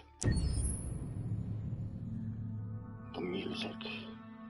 For the soundtrack of the game, we tried to be very close to what is done in film. We were constantly asking at each place in the game, why are we putting music here? What is it going to say? So we focused the music on bringing emotion, which is interactive and supports the character's arc. I'm sorry, honey. I'm sorry. I'm sorry. You know I love you, don't you? You know I love you. We make games that are very narrative. We're really into interactive drama. So the soundtrack also had to go in that direction, supporting the 3 characters' very different stories. We really wanted 3 colors, 3 musical sound identities, and from there, having 3 composers made sense, since the story of Kara, Marcus, and Connor are all completely different. This is insane. You recognize him? It's Carlos Ortiz. For Connor, we wanted a soundtrack that could be very cold and very mechanical, very machine-esque somehow. For Kara, we wanted a soundtrack that would be very moving and emotional. It was about the quest for identity, but it was also a journey about love and empathy. And for Marcus, we wanted something epic, something that would really represent the grand aspect of his quest. And we were very fortunate to find 3 incredibly talented composers, and working with them has been a dream, honestly.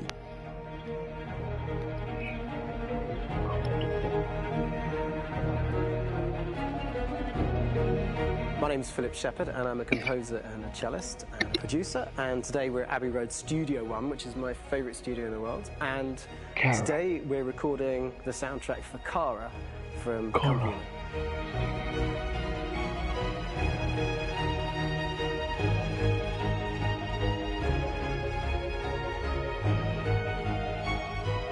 So when I compose a big project, I often travel just to kind of get out, you know, and get some fresh air and some inspiration.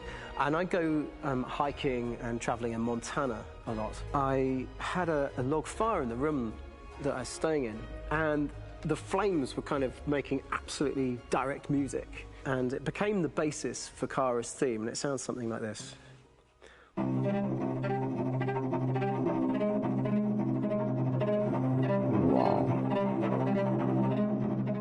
Now, over the top of that, I found a little theme that just seemed to fit over the top, which is taking Kara's name,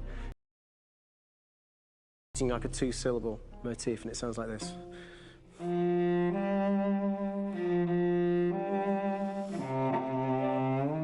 That's the song. We're going to pull through this, Alice. As long as we're together, nothing can hurt us.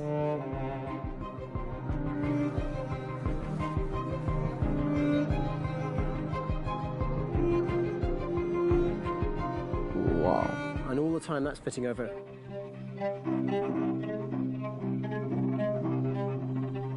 So it kind of works in lots of levels. And in fact, every single theme in the score has one of those elements built into it, and it becomes sort of the DNA of every single tune.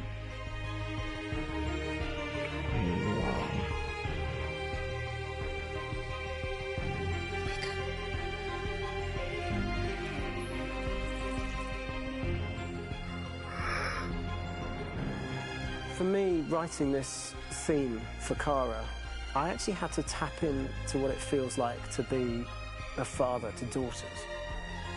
I really had to tap into everything I feel about my daughters. I'm thinking, well, if I had to write music for them and that sense of trying to protect them but also give them the freedom, that's totally where it came from. Because each composer has been given the sort of narrative responsibility for very different characters, I haven't had to sort of go into other styles. I can actually be very loyal to this particular character and sort of hopefully encapsulate her. But it means also I've suddenly been... They're over there! Yeah, here you can hear. Starting a new project, for me personally, it's always finding the right tone, finding the right color, I like to call it. For me, it's finding that right texture that actually sits against picture really well. One of the biggest things is I created custom instruments for Connor. Custom instruments?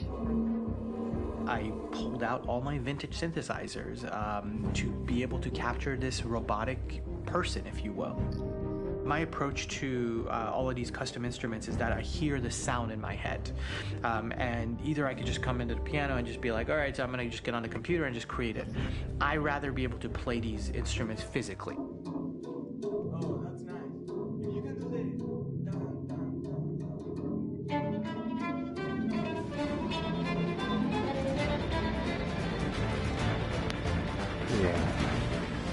As soon as you see Connor the first time, there is a really interesting thematic idea that you hear, and that's just made out of a Moog synthesizer, but completely manipulated in multiple ways. And it's robotic. It has a little bit of an emotional to it. He's on his mission, so you feel that as well. So it just kind of gives you that cold, motionless, with a mission in hand that you kind of feel throughout the whole thing.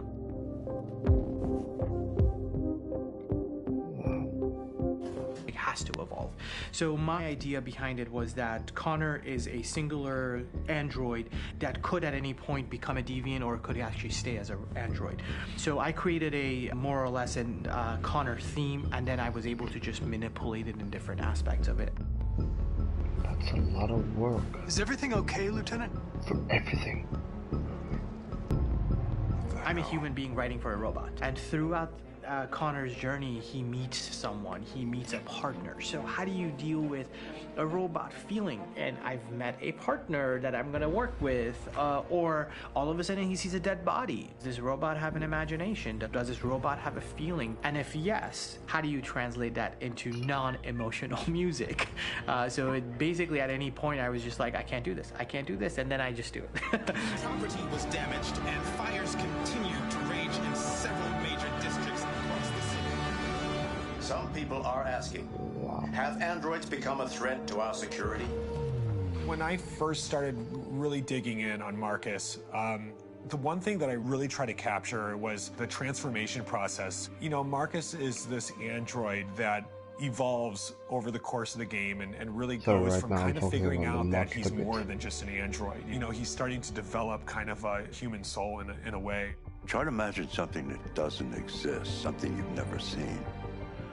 Now concentrate on how it makes you feel, and let your hand drift across the canvas. The other side of Marcus that I really latched onto was that he almost became a savior for a lot of the other androids in the game. So when I started developing the theme for Marcus, I really made it like a church hymn.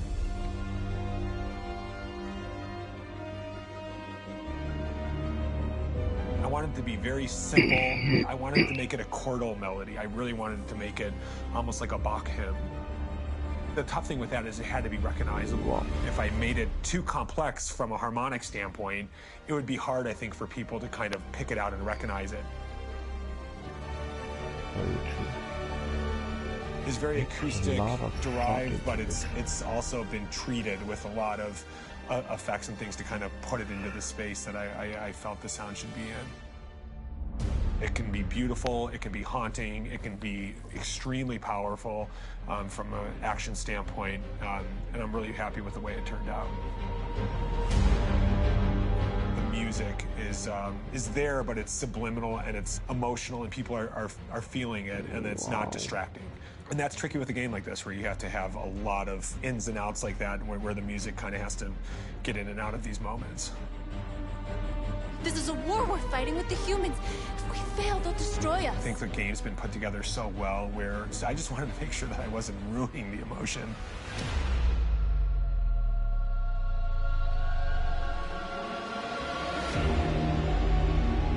I gotta be honest, when we first started on this path, I said, oh, man, this could be pretty messy, you know? I mean, it could feel disconnected, but I mean, it's amazing how they really guided us and got us to really kind of all be in the same world, but at the same time feeling completely different. So it's really gonna stand out and kind of be one of those games where people are really gonna notice the music and kind of how it was crafted, and, you know, and all the hard work that went into being able to pull it off in a graceful way.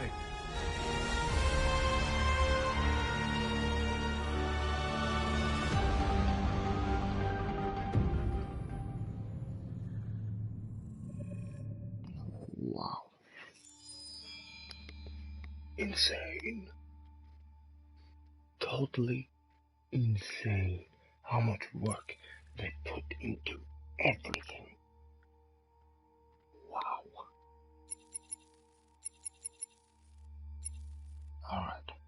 Let's say hello to Chloe.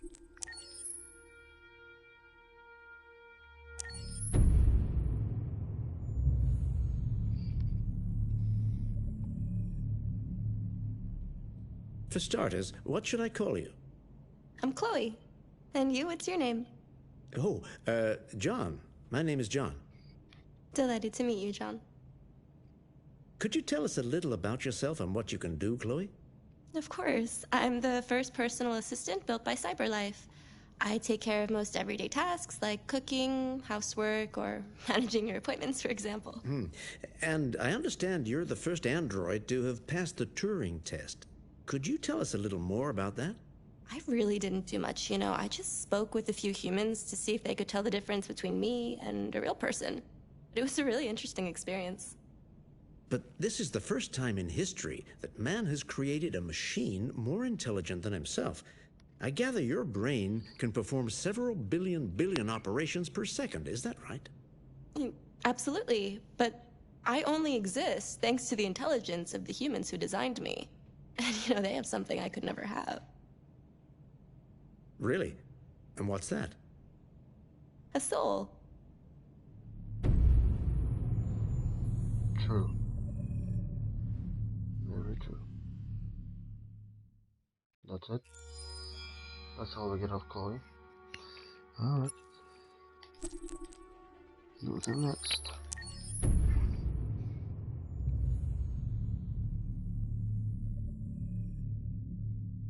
Before the start of the game. Let's see who Luther is. Hold on, just a little while longer. Hold on, just a little while longer. Everything will be alright. Everything will be alright. Fight on, just a little while longer. Fight on, just a little while longer. Fight on, just a little while longer. Everything will be alright. Everything will be alright. We will sing on just a little while longer. Sing on just a little while longer.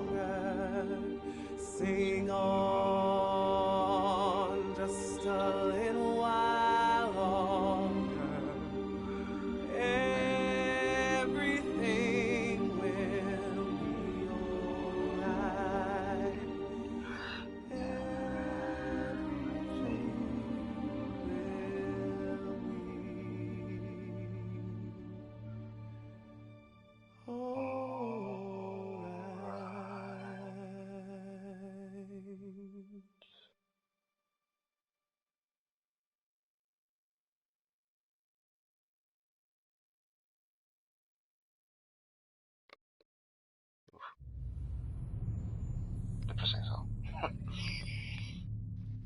Yeesh. Well, the game came out 2 years ago. Alright, so let's go. The Butcher, that's what I call it. We'll see why. Before the story of the game. This might be a little bit spoiled though. Just a warning.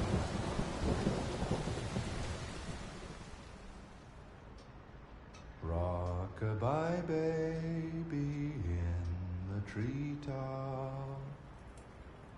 When the wind blows. The reason why it's gonna be a bit of spoilers is because it shows what kind of person he is, which will affect your decision in the game. Breaks, the cradle will fall,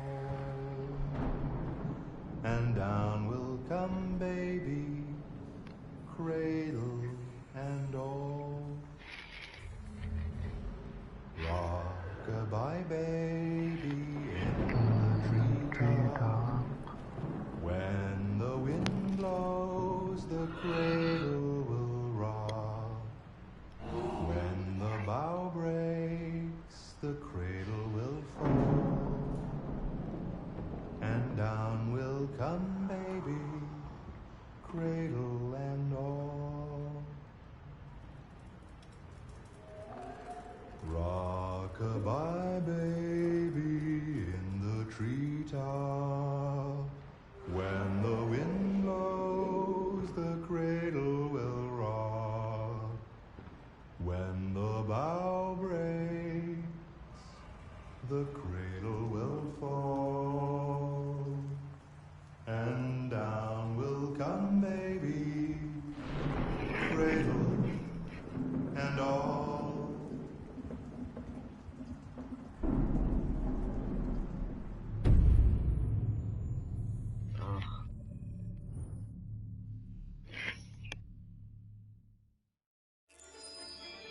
Creepy.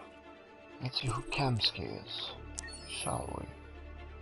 By the way, Kamsky is the founder of CyberLife.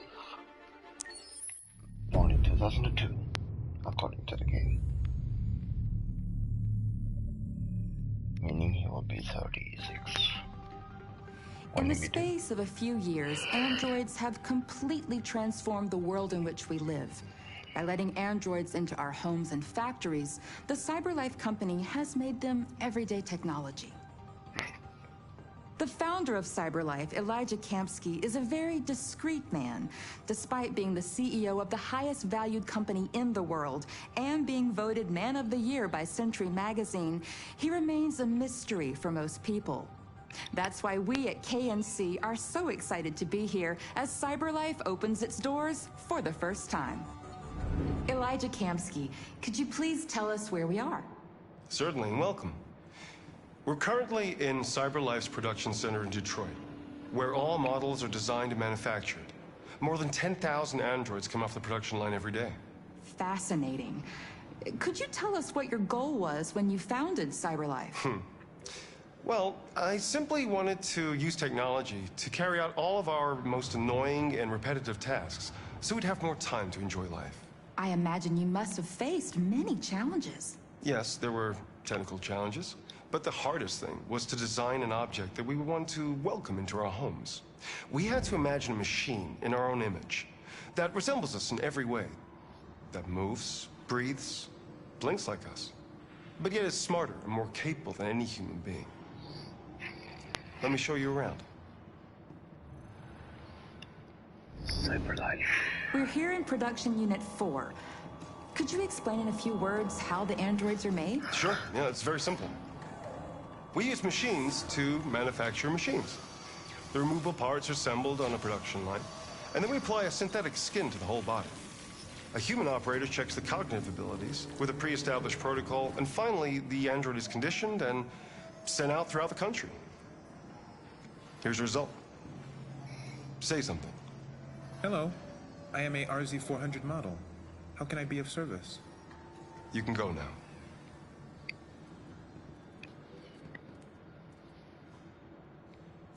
Our androids are already replacing humans in many fields. For example, they represent more than 80% of all university professors and 63% of all medical staff. Tomorrow they'll replace our soldiers, and who knows, maybe one day, our leaders, to make the best decisions in humanity's interest. Come on. That's a bit far-fetched. Replacing humans with machines has led to record unemployment of 28%. What do you think about the situation? Okay. The first steam engines also caused an increase in unemployment. But no one today would imagine turning back the clock. Artificial intelligence makes everyday lives easier. Nothing can stop progress. What's happening here is inevitable. These days, more and more people choose to live with an android rather than another human being. Does this development worry you?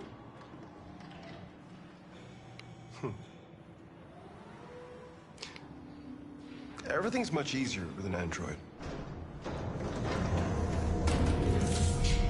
They obey your orders without ever complaining. They can cook, discuss philosophy with you, have intimate relationships according to your desires.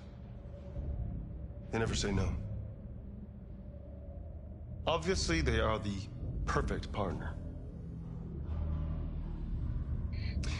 Everyone deserves happiness. Why deprive yourself of so-called moral reasons when a machine can make you happy?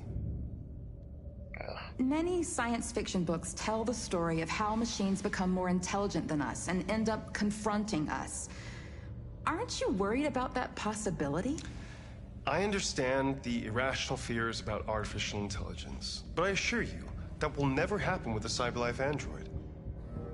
They're designed to obey humans. They're machines. They can't ever develop any sort of desires or form of consciousness. Are you sure? You're wrong. I'm absolutely certain. You can trust me.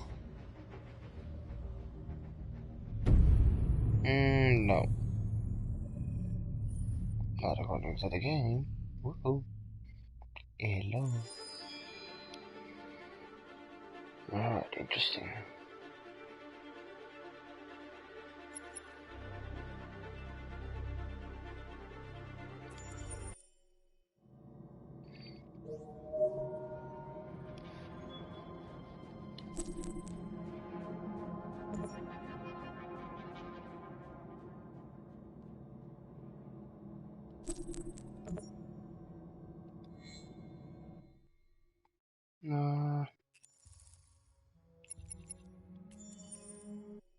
Gallery. No, not gallery. Oh, wrong. I was gonna go in soundtracks. Oops.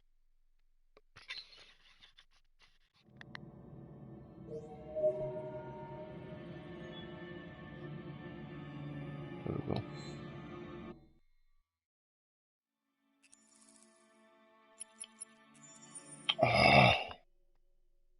Again.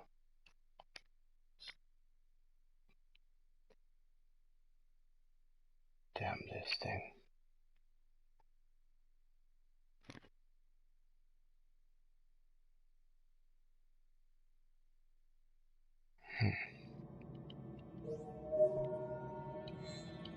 Alright. Before I press X.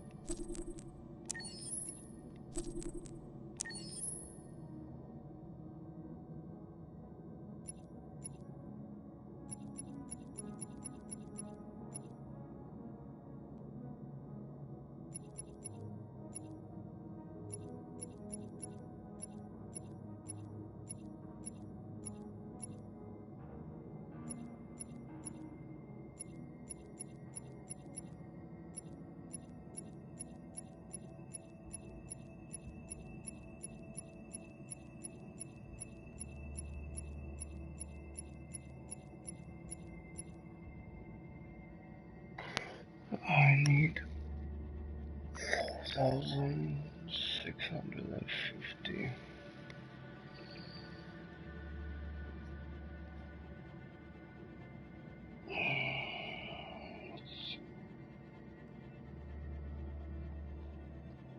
Ten of them cost 1,500.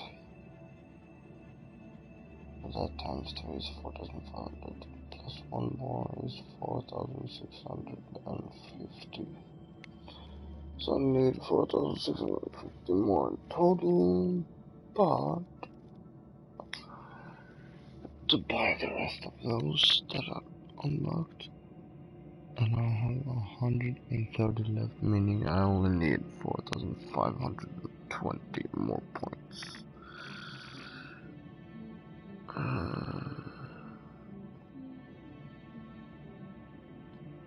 Alright.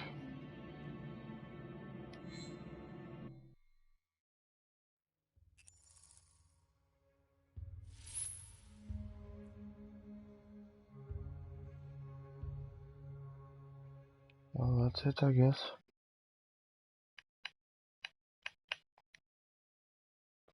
Thanks for watching.